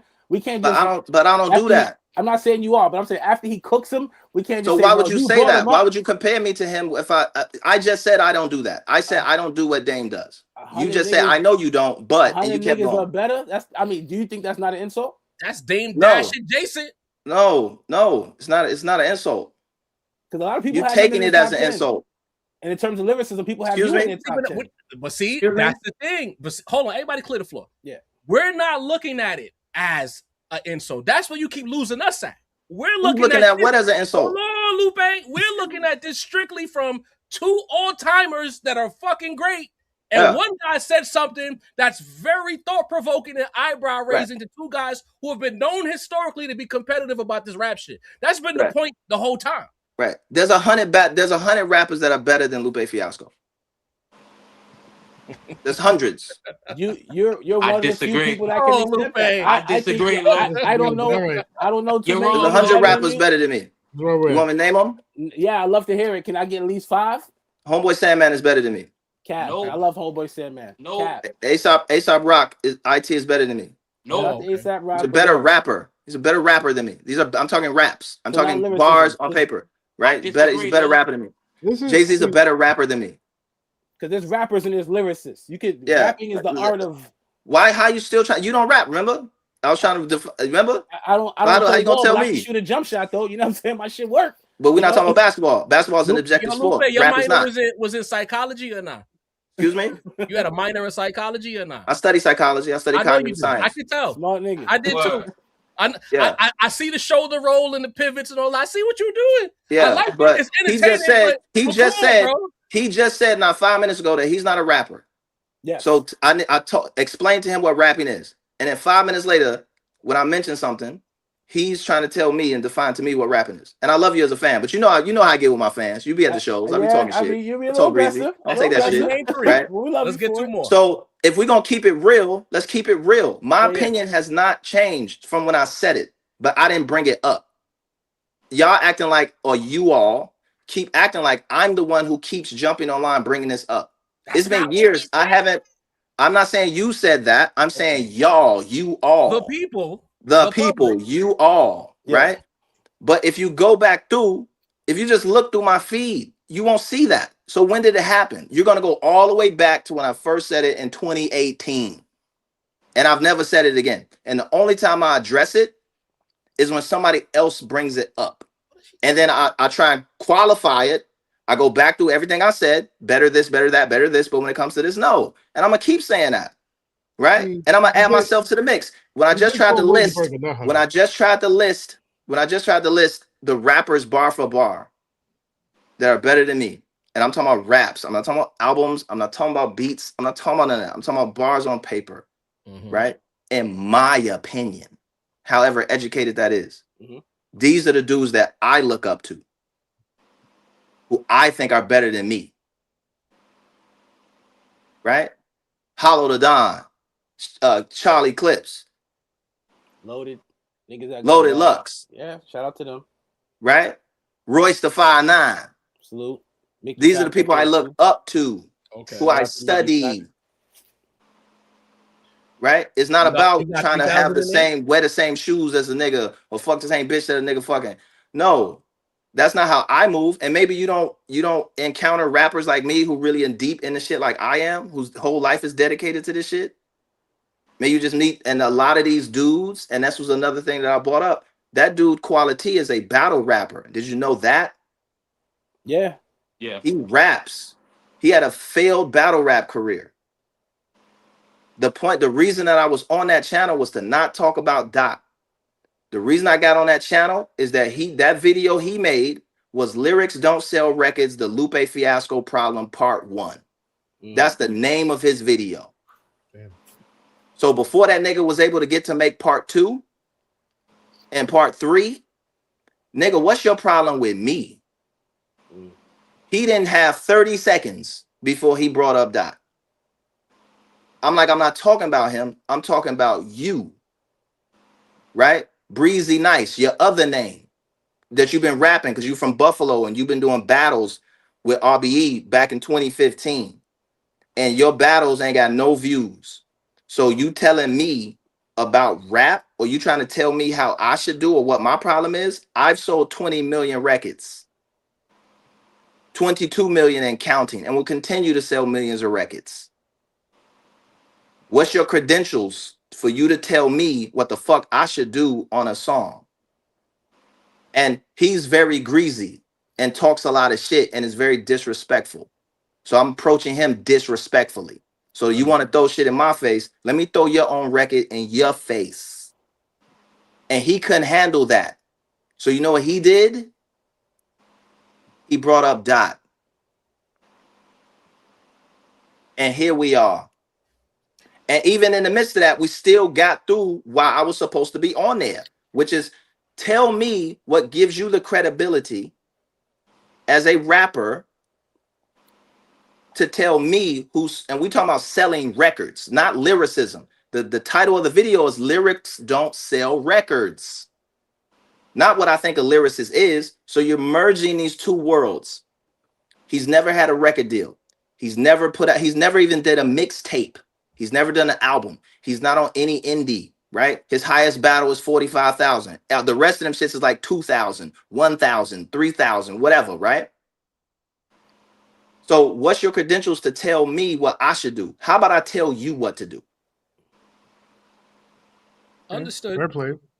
I understand that whole perspective. We fully get that. You know what I mean? But For sure. But at the end of the day, because we got to wrap this up. This was a good conversation. Hold on. I have a very important question though. Well, you know what? Get to your question, then I'll wrap it up. Right. Because I'm my brother to cook. I know. No. Because this is kind of like this is going back to something you were mentioning earlier about like how you define bars. Because I want to understand from your perspective. Yeah. Bars and lyricism. Yes. The same, different. There's a Venn diagram. Like how do you define that? Let's isolate it. Let's isolate it, right? To make it simple. Now, yes, I'm a professor at MIT, so now I'm going to give you some MIT professor shit and what I teach to my students. Let's isolate it because it gets big. So let's focus on a punchline. What's the nature of a punchline? A setup and a reveal. What's the best device that exhibits a punchline?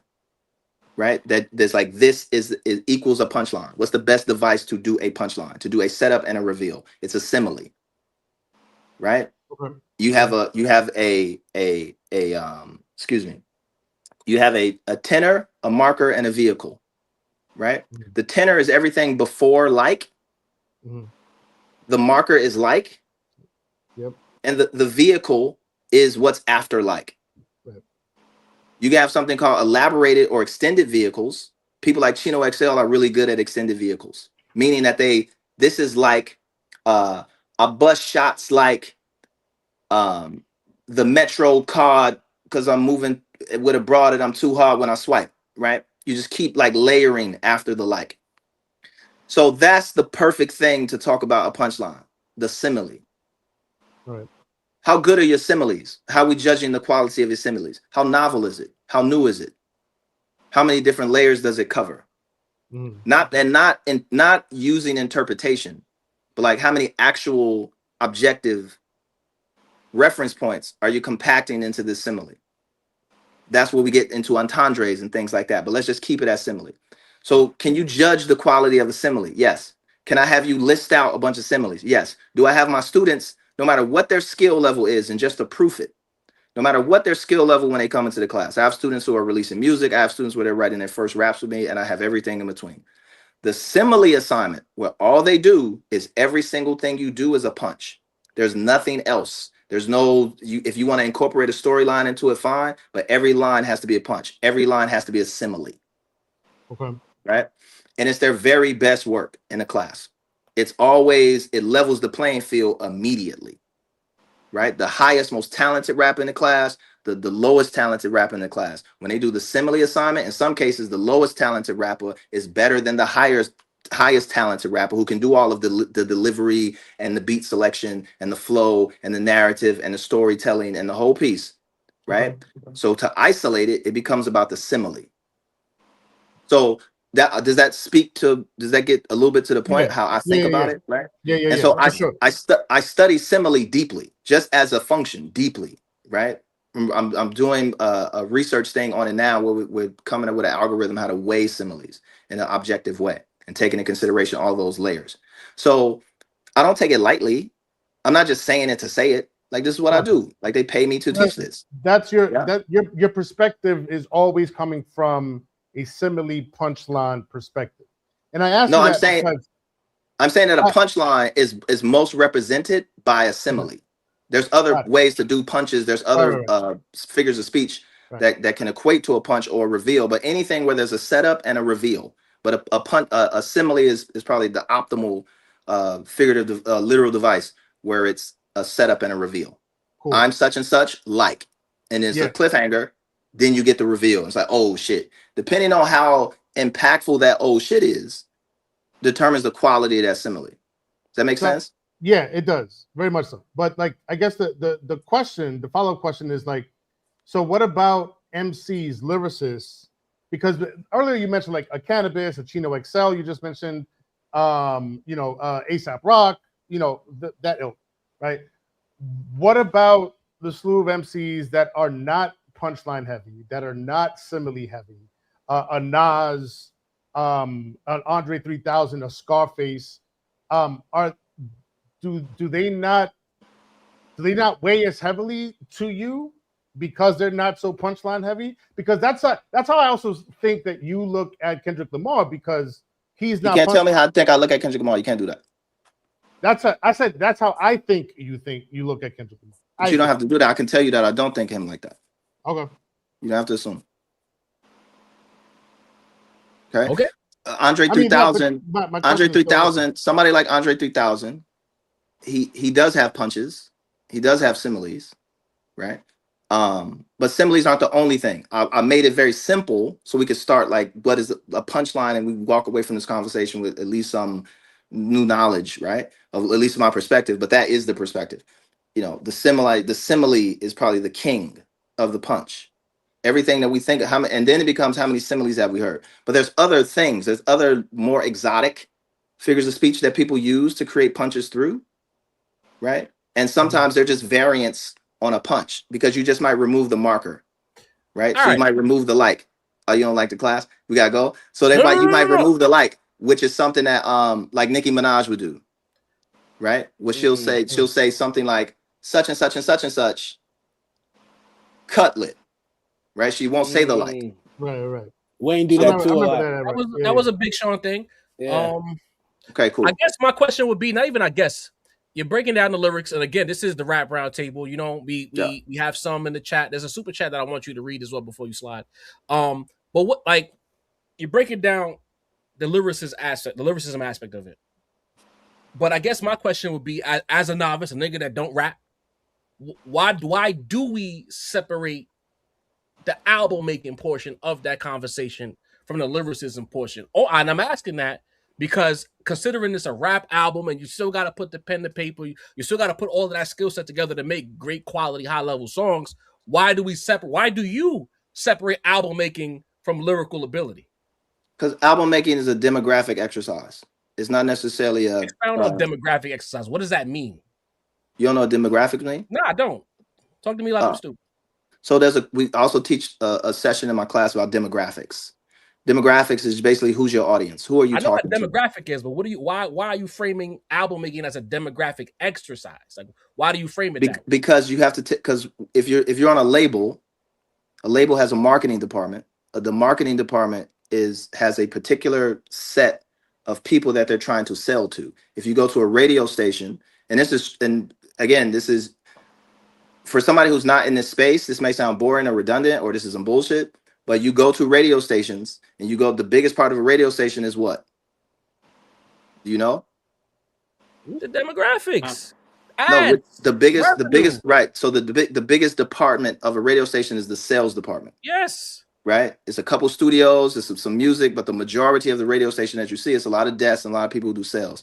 On the wall of the radio station, this is a radio station I went to in California somewhere. On the wall, they had their prospective listener. They had their optimal listener, right? It was a young Latina woman who drove a Camry, who shopped at such and such, who made such and such a year, who worked at such and such. That was everything that they did on the sales department was pointed toward capturing that audience. Right. Right. There's no different in music businesses and labels. Right. When I was on Arista, LA Reid used to host these events where he would just bring a bunch of people from different age groups into the studio and play the records and then monitor their responses.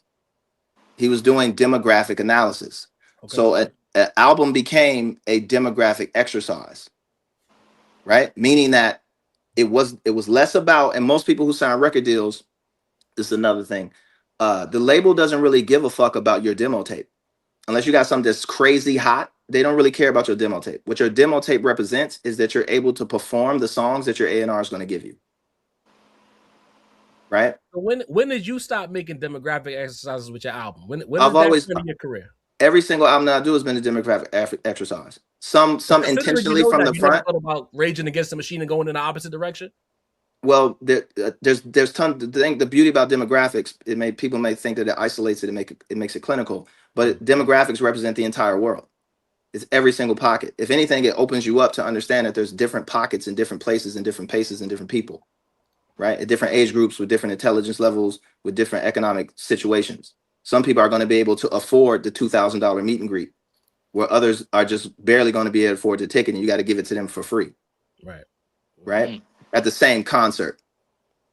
So it's actually a beautiful thing because it allows you to venture into multiple places, but it also, you can isolate. You can tap into, like at that radio station, they have one customer that they're chasing. Everything else is innocent bystanders or strays, but we're focused on this. Mm-hmm. If we can capture this customer, then I could pay your salary and you could pay your rent. Right? If we don't get this customer, we're fucked.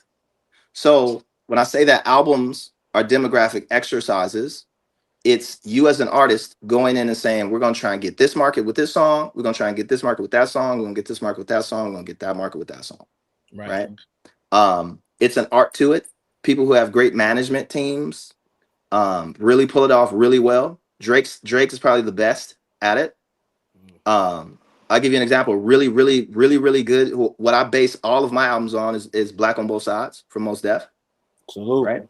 The range of where he was going and all of the things that he was speaking to. That's why he can tour for the rest of his life all over the world. Yeah. Right. That's the one I miss, Fat Booty. So the difference between just rapping,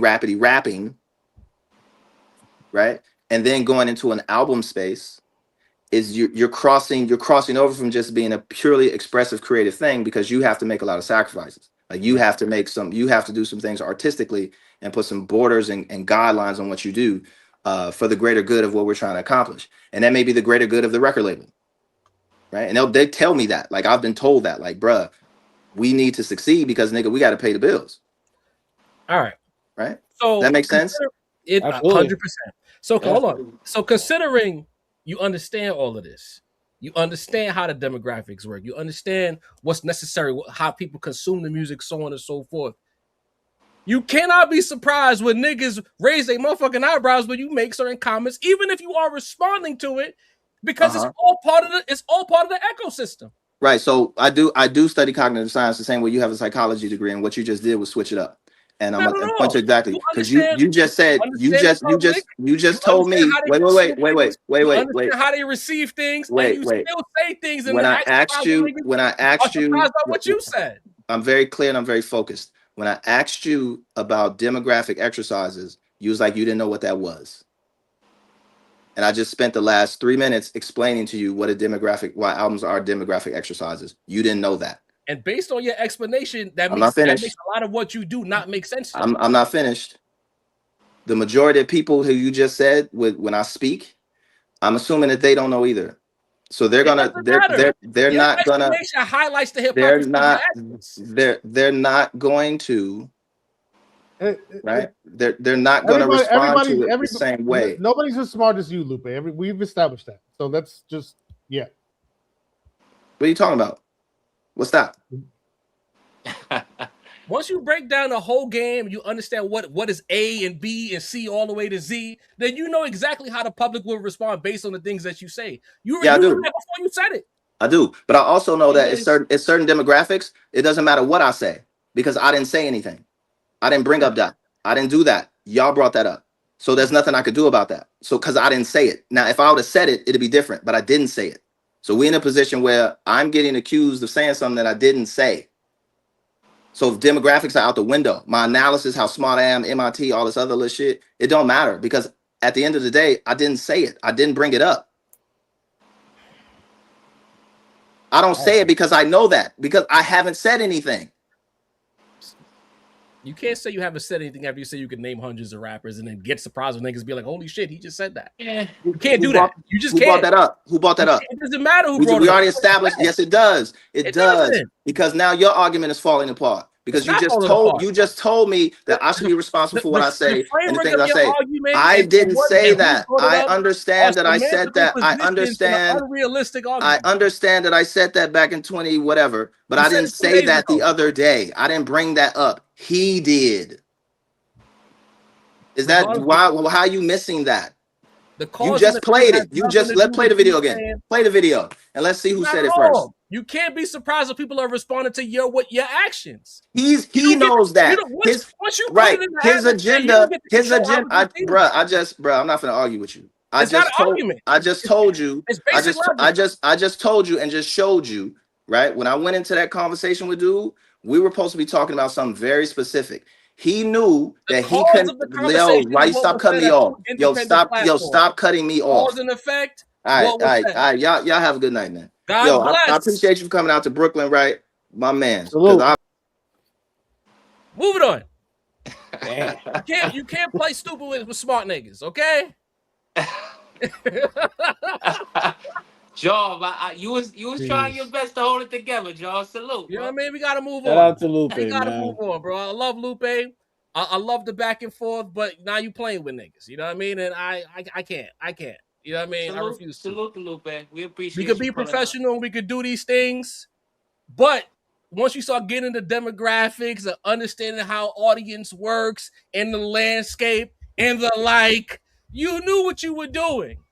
People in the chat getting frustrated like, Lord, me, brother. I knew what I was doing the whole time. Sometimes, some of the best dishes are cooked slowly. You know what I mean? God bless Lupe Fiasco. Shout out Dini the Balance. Shout out to the chat for being super patient. But y'all had to know I would not let y'all down. Come on now. I've been me the whole time. I've been me my whole life. Damn it. Anyway, Nina said I wasn't cooking shit. I said, hold on. Let me cook. The rest of this pod is canceled. We're not talking about nothing else. We've been on here for 2 hours. Y'all know we don't do this shit. You know what I'm saying? We got to read these super chats. We'll talk about Hove and Cold and all that other shit. Unexpected evening. Very unexpected evening. Now, I know I hate when niggas try to play me like I'm stupid, bro, but sometimes you got to wait it out. You know what I mean? Nah, he's good. I mean, he's all right at that. I was gonna say shout out to Lou, man. You don't think I know that? Y'all know. You see, y'all know I work in radio, but sometimes you got to play dead to see what kind of funeral you're gonna get. Y'all knew that already. Shit. The whole chat knows I work in radio. I see, Job. I see you do that to niggas in real life, so All right. Yeah. God. Anywho, let's read these chats and get the fuck up out of here. Love to everybody who stayed locked in. Love to Lupe Fiasco still. We just see it differently. As men, and what y'all saw there was a man conversation. As men, we see it differently. We got to move on. Shout out Just Gwen. Salute, fellas. Love Lou, but he has to know how these rants look. Exactly. He leans into negativity and disregards the love fans who love him, who love him, give to him. Dini. Point made. And that was the first comment before we knew Lupe was even going to be available. Shout out to Gwen, man. What? Overlord 6815 says, mind you, Lupe refused to listen to Kendrick's diss tracks during the battle. He somehow knows Kendrick's lyrical ability so well while ignoring some of his best rap in this decade. Come on, bro. Come on, bro. But I'm not supposed to assume how he looks at Kendrick. I mean, sincere, you again, what do we always argue about in chat? Deductive reasoning. All four of us deduced long time. He keep talking about, he brought him up first. I don't give a fuck. Once he, in this way, boom. I could bring a nigga up right now and Sink could say, I don't want to talk about that. Exactly. When we first interviewed Rome Streets, what did Rome Streets tell us? I don't want to talk about other rappers. Exactly. And that's before Rome is where he is right now. Yeah, salute to what are we Rome talking Streets. about? He's not the only one. Simple mathematics, man. Stop, bro. Absolutely nothing wrong with most of what Lou said. However, his incessant need to give only this energy is wild as fuck for real. Why doesn't he go after any other rappers? It feels targeted and personal. Oh, no, you're assuming, Gwen. You're assuming. It can't be. I mean, Jeez. Gwen, I even said it during my rant, and he kind of said it himself, is that his beef is with Kendrick fans. You know what I mean? And I feel like as the professional rapper that he wanted to stress to you specifically, Dini, that he was, like that's just a waste of time. You feel what I'm saying? Like we're a podcast. If a random podcast X fans start shitting on us, are we gonna start flaming the podcast all day? That's where the reasoning gets lost. You know what I mean? Lupe's a wordy fellow. So y'all see me, I just was playing the background. Dama doesn't say Lupe stormed out. No, I removed him. Right. I removed him. I The ended the conversation. The one bit of grace I'll give Lou is that he said it himself. There's hundreds of niggas better than him, you know? So I feel like with that point, I can't argue with it. Because if you can say that about yourself, you can say that about anybody. So I give him that. But it does come off as a little hatery, you know? It does, bro. If we men and we on some shit and we say so, just like how boom, when the cosplayers and the bozos was on whatever they was on, we spoke to niggas being on bullshit. If you feel like you better than bro, or whatever the case may be, then just say that. But once you throw in the atmosphere 100 niggas, or I can name hundreds of niggas better than you, it don't matter what happened before. It don't matter what happened. And I told him that as well. That was 12 years ago. A lot of things can change between 12 years ago and now. Once you put that in the atmosphere, you got to know how it's going to be received. And if you took time to break down demographics and how things are broken down, then you knew when you said it how it would be received. You are a veteran in the league. That's one of the first things I said to him. You're from our era. You know how this game is played. So you knew what it was. That's all. That's all. I mean, the thing is, people want to have shouting matches, and I ain't gonna do that with bro. That's not who I am. I don't think that's good podcasting. You know what I'm saying? But I'm gonna let a nigga hang himself. Sometimes, because he also mentioned a lot of things that saying we said it when it's the general public. A lot of the things Lou said, we said. You don't even know the platform for real, nigga. Right. We didn't say a lot of the things that the public is. So I get Lupe was trying to use this as a way to speak to the general public about his feelings, but he was speaking to us. So if you're telling us we said something that we didn't say, the conversation just gets twisted. And that's all it was. Thank you, Dom. He could say whatever else he want to say. Salute to Dom. Once you put 100 niggas in front of Kendrick, or hundreds, quote, brother, Kendrick Lamar is considered the #1 guy in the league right now. Once you say that, and you got a concert situation going on, you promoting whatever you got, your live instrumentation, whatever the case. Salute. You knew what you was doing. That's all it is, man. And then once I brought up the demographic, oh nah, but he brought it up first. What the fuck that got to do with you saying it? It's like that's like the he hit me first argument. Y'all still fought. He hit you first, but you know what I mean. You return fire. If I bring up somebody randomly and I say that nigga stink, I thought the nigga stunk the whole time. It don't matter if you brought him up or not. You feel me? And then you got Leroy Green dick riding in the chat. I never seen a bigger dick riding performance than Leroy's performance in the chat today. Leroy, you was wild in the chat? Yeah, the whole time. He was bouncing on Lupe lap the whole time. Leroy, you actually know us, bro. Like, oh, man. Like Jarvis doing the wrestling thing. Not at all. Not at all. This was a grown man conversation.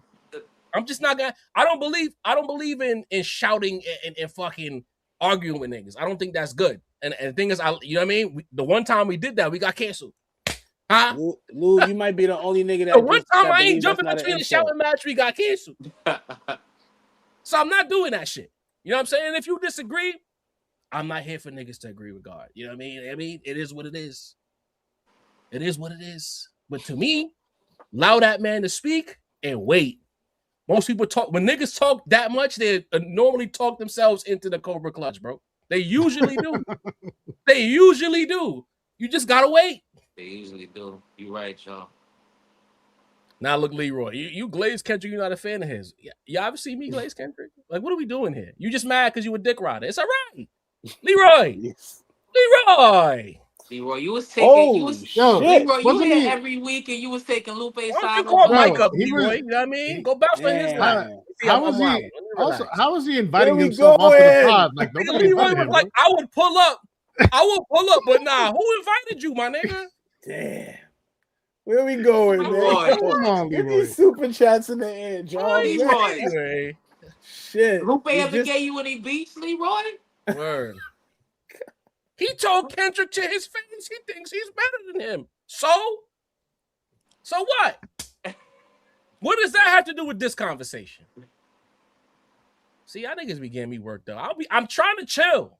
LG. Anyway. Yeah, just give to it a shot. stop leading into negativity. He'll skip 100 compliments and focus on one negative comment. Yes, Mace, he said Logic is better. Jeez. Just Gwen. Gotta run, but I'll be on the replay. Salute. Salute Gwen, man. DJ Jam and Jimmy. Kendrick is who Lupe could have been if Lupe wasn't so anti-establishment. Is he? Because he just told us he wasn't. People like Lupe believe outselling is the same as selling out. That's one hot album every 10. You fried him up early. I think that's really why he was salty, because you said his shit was weak. All right. I said his shit is weak. He said there's 100 motherfuckers in front of Kendrick Lamar. So people gonna be salty, I guess. It wasn't brought up, Sam. It was brought up, so you didn't you didn't bring it up. Bring it up first. Listen, I didn't bring it up first. I didn't bring. John asked me about it. I didn't bring it up. So what I asked? Oh, you're right. You're right. You started you started the conversation. I didn't bring it up. You're right. So I am absolved of everything that I stated. According to Lupe Fiasco's logic. Yeah. As long as somebody else asked me and I didn't bring it up, what I said, you good. Doesn't matter. I'm absolved. That is the logical outcome. Not my responsibility. What comes out of my mouth if somebody else bring it up. Bro said I fake Kendrick glaze. 2 weeks ago, I revisited my take that Mr. Morale and the Big Staples is not what I say it is. My energy with Kendrick is very consistent. When this shit is gas, I say it's gas. When it's whack, I think it's whack, I say it's whack. I don't understand. You know what I mean? In the chat. Y'all niggas when you mad and you emotional and you're prone to dick riding, this is the things that happen. And Leroy, I remember when Coop left out of the podcast, he jumped on Mike D dick right away and almost ruined their whole channel. We ain't forget. Why you not over there no more? Overlord 6815 says Kendrick has more haters than ever that would rally behind Lupe in a battle. Win or loss, a Kendrick battle would literally change Lupe's life. Then that's the thing, the sport of it all. Lupe and Kendrick would be great sport. It'll be theater. I love to see it. Theater. Just friendly fodder. That's why, like, the thing is, like, Lou is if you. I'm not even talking about, no disrespect to y'all, but I'm not even talking about like post-battle Kendrick fans or like post-damn Kendrick fans. If you really know niggas that was rocking with Section 80 and like Good Kid way back in even before Good Kid, a lot of them like have Kendrick and Lupe in it. Justin Hunt, the company man, he had Lupe and Kendrick in his top 5. A lot of people who like that super dense shit had both of them. So I'm like, not saying. Like this is Dr. J. Sin fuck with Kenny. Sin This is fuck with Kenny. Dr. J. saying is whack. This is Jordan saying Kobe is whack. So back then, Sin, now there's 100 niggas better. Yeah, I mean, he never said that. He never said Kendrick was whack. He said he could name 100 better lyricists. This is Jordan saying that that Muggsy Bogues could beat Kobe in a 1-on-1. This is you know how hard it is to name 100 anything, bro. So to say like I know 100 niggas better than you is crazy. Woof. Jermaine Johnson says, actually, the interviewer baited Lupe into talking about Dot by asking Lupe why he keeps talking about him in every interview. I mean, these are the facts that happened. But I'm not knocking Lupe for having a triggered response to a guy that was pissing him off. Again, I don't judge men. I don't judge character. I don't do none of that weird shit. He felt the way about bro playing with his name. I respect that. But you cannot be like confounded or confused when you make a certain statement and then niggas considering history all inclusive 2012 and beyond. If people be like, yo, you're bugging. Like, what's that? What's that? That's all it was. And then you can't make it seem like niggas is tripping for wondering what it is. And that's when people start saying he's gaslighting, because you kind of are gaslighting niggas at that point. You are, because if I seen like 10 videos of you losing fights in the last 5 years, and then you show me a fight you won 15 years ago, I'm not gonna think you could fight. Lord Racist says, y'all asked Lupe to join and send the link. Lupe pulled up to iChat, and I seen bro Of course, I'm gonna throw the link. What the fuck are we talking about? It's called that, by the way. Bro. If he's gonna be in the chat and he's gonna dedicate the time to be in the chat, you might as well talk to us. We didn't format our episode with the idea Lupe Fiasco will be on the platform today. You know what I mean? But it was dope. It was a dope conversation. The end. I actually appreciated the simile, metaphor, sure. punchline. I thought that was dope. You still my guy, Lou. You just wilding on this one, man. I got the fuck when him and Sin was having that breakdown. I stood in the corner. That's great shit. I thought it was fascinating. Again, because that's actually what y'all have broken down when breaking down Wayne's style. I heard. You know what's funny about what he's doing? What's funny about what he's doing is taking a round, not even a roundabout way, but a more expansive route of things that niggas have said about Kendrick and saying that he makes good albums, and I've said it before as well to on this platform and to Sin personally. This guy's bar for bar thing out rap Kendrick. I've said that. And he just broke it down more expansively, the tiers of why he thinks the way he thinks. I gotta respect that. Because I'll be a hypocrite if I say, why would you say that? Or you're not right. Nah, if I said I think niggas is nicer than Kendrick, but Kendrick is a more artistic level artist, how can I be mad if a nigga that actually rap says the reasons or lays out the formatting of ways he could be better? He just gotta respect pro with the shit. Yeah. It's really good. He just thinks he's better in terms of lyricism. That's it. And I don't think he was funny. I'm not even mad at what he said so much as it's crazy. But even when I made the clip yesterday, I never once said, yo, Lupe, I can't believe it. I said, bro, you got to be careful because niggas is going to look at you like you a hater. That was a key component of that video. Yeah. But then my whole thing was just, if that's the case, just stand on it. Be like, yeah, nigga, there's 100 niggas better, period. Don't hit us with the whole, when did I say that? Or he actually first. So what? Yeah, if I say yo, Mace, man, you my next upcoming star, man. But there's 100 niggas better than you. It just outside of Lupe. I'm gonna be confused. I'm gonna be confused. Outside of Lupe, anybody else would take that as some kind of insult, bro. Come on. And that's why I asked him. There was a formula of the question. The first question I asked him was, why are you separating lyrical ability from album making? Why are you separating that? As an artist, you should know. And then we worked our way down the block. You know what I mean? Some niggas got good games but can't win rings. I think he look at it like that. For a fact. Like Lupe got rings. It's not even about the thing is I'm not calling this nigga soft or violating the nigga. That's not even Kendrick rings. That's not even a question in the conversation. He feel how he feel. Well, this goes back to Mace calling him Isaiah Thomas. I mean, that's a perfect metaphor. Right? Boom. Shake that man's hand, brother. He got them two early rings, but when Kendrick came in the league, but if Isaiah was just 6 feet, if Isaiah was just on shit like, nah, bro. If Isaiah just said, yeah, man, fuck that, everybody's better than him, I would respect him more. But when you try to get a real deal, why do you feel like that, Isaiah? And he tries to really try to delve into the shit on some, no, nigga, you just hating, and that's fine. But just acknowledge you hating. Isaiah saying, but Lupe, but that's the thing, hating, bro. Lupe don't look at it like he hating. That's why, you know what I mean? That's why I asked y'all the question, is it hate or is it bait?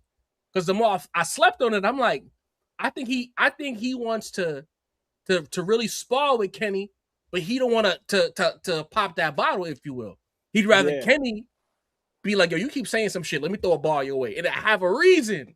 That's my And especially if Kenny just bow out and just look at him like, I ain't even responding. You just gonna look stupid by yourself. That shit just look bad, you know? Right. I really wanted to have a conversation about the sport. That's really it. Honest, I wanted to ask him who he, Lupe, he talk.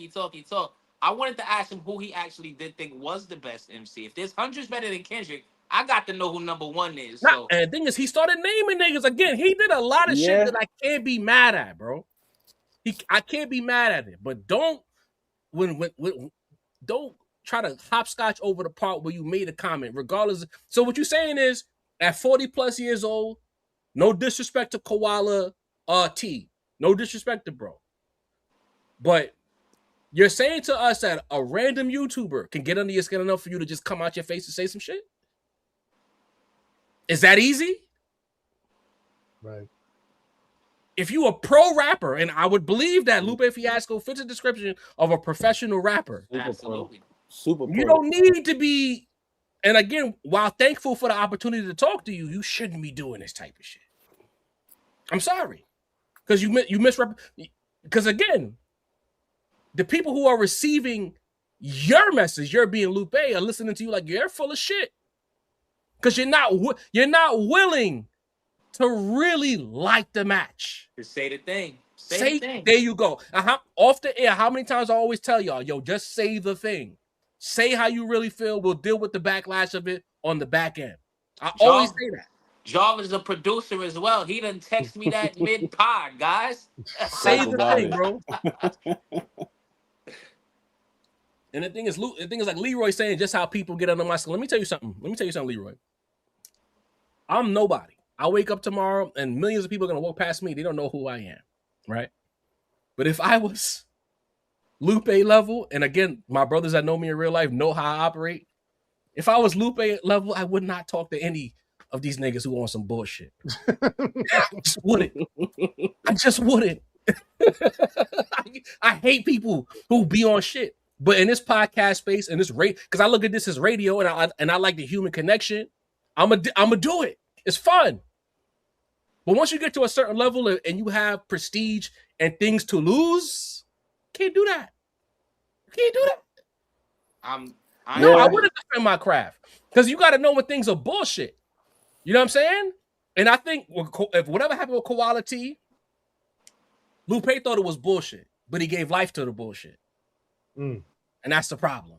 Right. When Tight Nike Tech, your former homeboy, Leroy, I see. This is why I don't like Leroy sometimes. Leroy just argues. Like I said, I'm nobody right now. I could talk to whoever I want to talk to. The minute I'm no longer nobody, Leroy, our conversations will stop. If you can't grasp that, I can't help you. You know what I mean? But I shout out to Lupe. That was a good conversation. Good sport. Another salute to Lupe for pulling up of Monday Night Raw. I know y'all didn't think y'all was gonna hear that music coming down the ramp. I did not either, bro. I ain't think one of my favorite rappers. That was an AEW appearance on Monday Night Raw. Before I get to the rest of the supers, can I fry Dini up for 1 second as a family? Cook. When the nigga asked you if you rap, and he said my ace is gonna change if you rap or you don't rap, you were supposed to lie, gang. I don't rap. He was supposed to lie. He wasn't gonna ask for no bars, a nigga, like I said, a nigga who can he said you rap, he said you got bars. That was coming next. Fuck is you talking about? Leroy, you were supposed to be Leroy. Leroy so pissing me off. Like, Dini, you were supposed to lie, bro. You were supposed to lie, then. Yeah. Nigga, I would have asked for bars. Nah, personally. I'm kind of with Dini. Lupe rap. Dini like, no, Lupe might have fucked around and asked for some bars. He said you rap, you got bars. I'm like, he seems like the type that would ask for some bars. You know what I'm saying? Like, Dini rap the fucking roundtable intro, nigga. I would have put the kibosh on that. I wouldn't have let Dini have to rap that, man. You know what I'm saying? Like, come on, bro. Like in a freestyle, I'm good as anybody. You got us there. It wasn't 14 years ago, Dini. It wasn't 12. It wasn't 12 years ago. It wasn't 2012. It wasn't 12. You know what I mean? Bro, like I said, a nigga could shoot a jump shot. It don't mean he hoops. It's not the same thing. That's like us being outside and niggas like, who got it on him? We said Dini got it on him. Not Dini. Like, I don't got it on me. I don't got it on me. We can't grab that. Niggas shooting at us now. You had it on Oh, shit.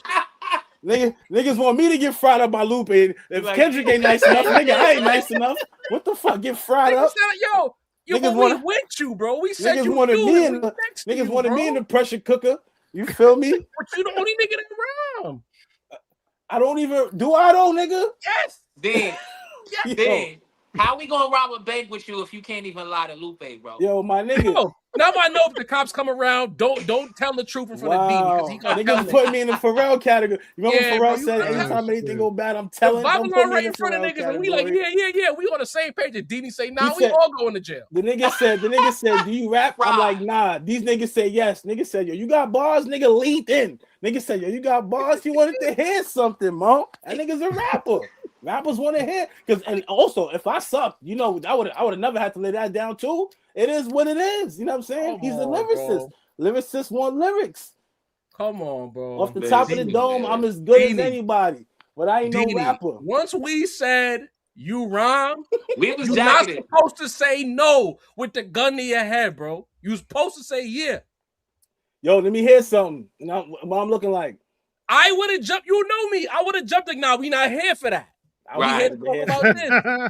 That was right after D. You know that. You talking to the nigga that knows lyrics. I would have wanted to hear something personally. Pick and roll, shake and bake. Sin said you rap. I said you rap. May said you rap. We was not gonna let you hang, bro. Nigga said I could never speak on Cole again. Get the fuck out of here. You're not a good ass. LP, get the fuck out of here. I ain't this nigga's a rapper. I don't care if he played for the Shanghai Monkeys. That in front of your own people, dude. In front of 824 of your own people. All right. He gonna recognize you at the next show. 820. Yo, I hope he see me at the next show. You know what I'm saying? I will be in attendance. So he can tell niggas you fronted when your man said that you. I don't rap, nigga. Also, Lupe, make sure them shirts come in 3X. Nigga, them 2Xs ain't doing it. Niggas is hefty on this side, B. Get them 3Xs up. But yeah, like I'm not a rapper. I can rap. It's a difference. You know what I'm saying? It's a difference. I seen you shoot a couple jump shots, Job. Your shit looked all right. You a ball player, nigga? That's not the same thing. It's the same. And again, matter of fact, if my nigga said I played ball and we was in the spot, I would have lied. Period. I would have said, let me see something. I'm not gonna make y'all look crazy. If y'all say I do that, I gotta go down with the shit. If Ed Edwards pulls up and asks if I got a crossover, I'm gonna say yeah. I'm not gonna. Let me see something. Let me see something. Fuck is you niggas talking about? I do this for a living. Let me see something. Dini was afraid of Lupe Fiasco, y'all. Who would have thought? That's my guy, crazy. Man. I love that dude, man. I hate that we had to bang it on him, but you know, he was fucking crazy. I hate it. You had to bang it on. It's one of my favorite rappers, bro, of all time. JLJ, what up? Just him pulling up, talking to niggas was fire. I loved it. And it felt like he wanted to stay. He would have been here for a while. Like he was. But sometimes, that's the thing. Lupe couldn't fit. Lupe still couldn't really figure niggas out. And I felt like because he's been on defense all weekend, that kind of hurt the conversation. Yeah. No funny. And it's like once you start feeling like niggas is trying to talk like over you, and a lot of times he was doing that. At a certain point, you gotta get banged on, bro. We from that ilk. We not 2000s babies. We have to actually bang it on niggas back when we was growing up. You know what I mean? A flip phone, you heard? At a certain point, you got to bang it on a nigga. Yeah, we still love you, Lou, but he was on defense. That's for sure. Yeah, that's for shout out to Hove. Hove is on offense. Lou is on defense. If you still watching, we ain't that type of pod, bro. We not, bro. We not. There's a lot of love here, man. He knew that. I feel like he knew that, but he ain't know that. If that makes sense. Yeah. I'm sure he's used to a lot of shows where niggas is dickheads. Niggas don't really know. You gotta think about it. Yesterday he was on Jason platform, and bro, the other nigga Skip was basically challenging some of the decisions he made as a man. And and you gotta think about that along with the online quality. You know what I mean, and the online fervor that's been going on based on the comments. Of course he's gonna be on defense. You know what I mean? I understand that, but don't talk over niggas. Niggas is smart too, gang. You know what I mean? Once I asked him about psychology, he should have known that I saw what was going on. That's why I mean, because I saw the plays. My minor was fucking organizational behavior, bro. I know the plays. Anyway, I'm sharing too much. Jermaine L. Johnson, yes. This is a fire pod for the round table. Absolutely. Shout out Lupe, man. Shout out to the chat. Shout out everybody running this marathon with us. Blue X. After getting canceled, this is right on time, quite frankly. Yeah. Beautiful. What song does Kendrick out rap Lupe's Mural song? We not even challenging. That's the thing. Shout out Blue X. We not challenging that. Nah, we not. Again, listen actively. I call that man a shogun walking in the door. I knew who I was talking to. T Black says, y'all really letting this man overtalk y'all. See, that's the thing. Like, I know this platform, shout out T Black. T Black's been a supporter of us, long time supporter. What? I just don't believe as a person that's actually media trained, you can't sometimes be in these situations where you're having a back and forth with niggas. It's just bad. And then a lot of times the hosts end up looking crazy in the long term. And we've had enough of looking crazy recently. Yeah, we're over it. You gotta look good. That was an operational decision, T Blacks, and I think I mean, we all understood the assignment there. Yeah. You gotta know when conversation up, man. Yeah, Michael Brown later on. But that was after I'd already laid the trap. But anyway. T Black says Gaslighter 101. He is literally not answering any of y'all questions. He was, but you gotta really listen. Yeah. Why are y'all putting up with the BS? He does this shit all the time. We don't have nothing to do with anything. Got me wasting money. Love you, T Black. T Black. You ain't wasted on him. You wasted it on us. We love you. The shit that bothers me is like, yo, y'all never seen this video. I'm like, have you seen the video? You can't even find the shit. It took him like 10 minutes to find that shit. It's here. Bro. The fact that you know what it is? That is a classic. It was mad dead air, man. I was so annoyed, bro. But Sin, it was mad dead air. That's a classic hater move to point out the one time you said something good. See? What about this time right here? I said it. Right, that's how I had black friends, Joe? Yo, I was thinking that, Mace, but I didn't want to say it, bro. I ain't saying I don't agree with Macito said. Get out of there, Mace. You know what I mean? Harley Marley Gal says, Lupe, you are a hater of K. Dot, period. Just admit it. K. Dot is a chosen lyrical artist who has a Pulitzer Prize, meaning he uses words behind comprehension. And I think that's the root of the issue. And he said it. I don't think it's Kendrick. I think he really hates Kendrick fans. Yeah. And he said as much. It's the fans. They be wilding. It can be a little egregious. And ultimately, to even defend Lupe, I feel like he should be. You mentioned the Pulitzer. I feel like anybody who brags about a Pulitzer should brag about a nigga teaching at MIT. I feel like it should be the same with both of them. They both have achieved a lot due to lyricism and lyrics. Shit. Teaching hip hop at MIT. Everybody, please stop bringing up the Pulitzer, man. Come on, that's enough of that. Yeah. Honestly. How many MCs should have won a Pulitzer way before K-Dot? Like, I don't count that as nothing, you know? Jermaine L. Johnson says, Sin, now we really need you on the Culture United panel this week. This Lupe Rap Roundtable collab will definitely be a topic of conversation. Maybe not. I don't know. You know? Yeah, they do it on Wednesdays. Wednesdays, I got to work late at my day gig, you know.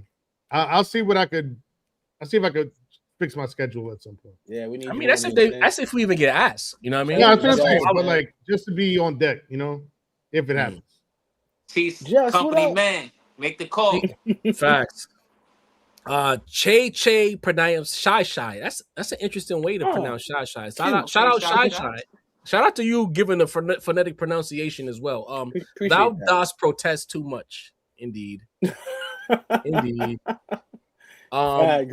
Arcandroid 7921 $10 holla says, will you shoot a music video or short film for the cool? We deserve a visual. I don't think you get. I would love it. I would love it.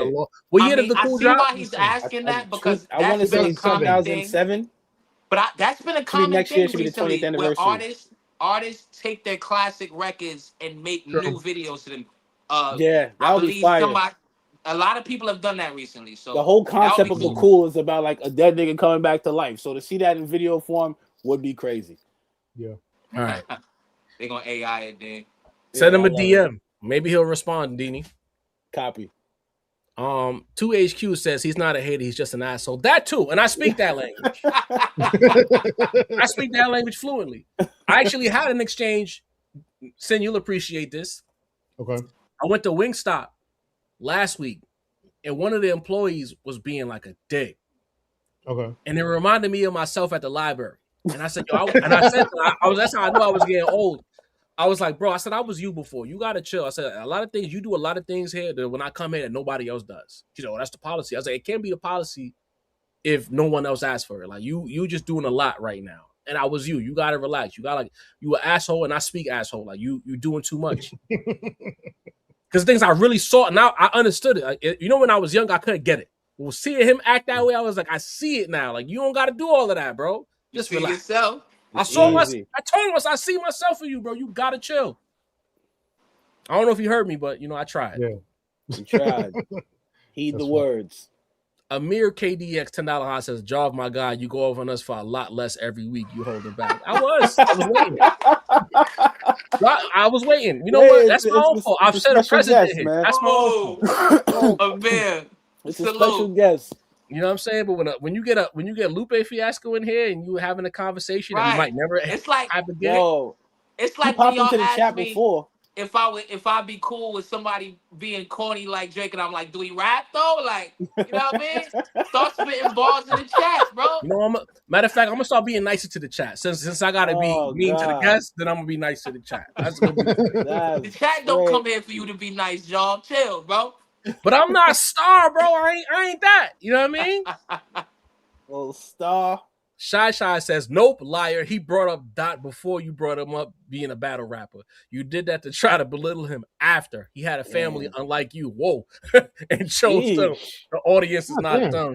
Shy was fine. Shy, how long you? I don't know. I ain't never seen this name before. How long you been around, Shy? Like, right. She dropped it 10 to cook harder. She dropped it 2 on him earlier, then dropped it 10 to cook a little more. Oh my God. I think you skipped over Toscan. We appreciate I think you had it up on the screen, but you didn't. Go call Sin. Yeah. If he got no credentials, why pull up? I don't know who's that in response to. Did he say somebody don't got credentials? I don't know. Maybe in the sense of when he was talking that rap conversation, like about quality. The podcast. We don't got no credentials either. You know what I mean? But it's okay. Right. Exactly. TB with a $200 hot TV. Shout out to you, T. We love you, man. Hey, Faves and Lupe, respectfully. Lupe, I disagree. I think you're confusing lyricism with complexity. Kendrick's pen is elite. I agree. Pause. His storytelling, symbolism, double meanings, wordplay, and layered writing speak for themselves. Your style is more abstract, but different doesn't mean better. That's the thing. And that's the thing we've talked about with lyrical miracle guys and how important it is to song making. Because to me, he tried to separate it. But I believe song making need to be right in the midst of that. You know, it's funny. He didn't. It has to be. He addressed Andre. He didn't address when I mentioned Nas and Scarface. And right before that, because I was thinking, like, coming into this pod today, I was like, this motherfucker, like, I swear he probably thinks something like A$AP Rock is better than Nas or some shit like that. Because that's what he values, is the complexity of shit and how abstract that shit is. Right. Well, I'll give him this. Lo and behold, he mentioned A$AP Rock as one of the guys that he holds up to that standard. And Kendrick, and completely ignored when I brought up Nas. He did not say anything. He knew better. Lou loved Nas. Lupe has historically complimented Nas. This ain't Nas why he got into rap. I want to let's just put that out there. It was written album that got him on deck. He's the first person I heard. Lupe knows who the gods are. Let's be clear. It was Lupe knows who the gods are. He makes it clear that he knows who the gods are. So he's not gonna play with them. And I'm not saying he dislikes Nas or he would discredit Nas. I'm just saying Nas in the midst of the argument he was making. In the midst of the right. Nas is a perfect example of how what he values is not the end all be all. Right. Sin was pulling a jaw, bro. Yeah. He was cooking, Sam. It was a setup. That was the setup in the simile. He didn't get to the vehicle. You feel me? Yo. Oh shit. Miss Hummus, I'm laying it down. I just want to say this. YouTube creators need to check this soft, batched, egotistical FN. Good night. Jesus. Miss Hummus, I've been seeing your work, Miss Hummus. Your Ginsu is sharp. I ain't gonna lie, You be cooking. Let's go off. You know what I mean? Social Work chose me with a $10 hot, says Lupe is incorrect. Koala reacted to a video by another creator. Talk about your interview. He's Black Panther soundtrack. Rummy My Fade, did you contribute at all on Aubrey's last 3 recently released LPs? Oh, damn. We're bringing Drake into this. But then again, yeah. I mean, maybe. Who knows? Listen, I love Drake, but Drake has never rapped anything as complex as Lupe on his worst day. Nothing, right.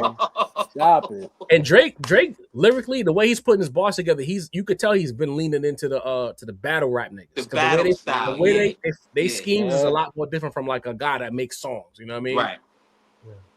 Haran Delgado 104 says he brought up Dot to challenge Lupe's critique of him. Lupe said Koala has a one-sided relationship, so if he asked if Lupe had a one-sided with Dot, he got mad. Again, that whataboutism. Yeah, but at a certain point, and I hate to tell men how to handle their business, but you gotta know, and that's why I left it. You gotta know once you open your mouth and talk about a certain nigga. Like for instance, when we was having problems with them niggas across the street, and I started talking about them niggas across the street, I already knew that it was gonna make its way across the street. The thing with Moni, once I said I was defending the platform, and I made some comments that I got bit in my ass for, whether right or wrong, I knew where it was gonna go. At my level, I'm a nobody level. If I know my words carry a certain way, it's gonna travel a certain distance. A nigga that sold records don't know where his words gonna go. Come on, bro. That's the point. That was the point of the conversation that he kept evading. You got to know where your words are going to travel. Yeah. He was trying to win an argument that wasn't necessarily being made. It's not a win. It's not a winnable argument. Maybe for stupid niggas, you could win that shit. Right. This is what my wife do when I'm winning an argument. The next comment pretty much hits how I was thinking about it, but I didn't want to say it. Shout out to Jermaine L. Johnson for the comment. He said, this is what my wife do when I'm winning an argument. I'm not gonna thank you, JLJ, for the $2 holla, but I will not be partaking in misogyny, sir. I'm sorry. I was like, come on, Lou, let's focus on what we talking about here.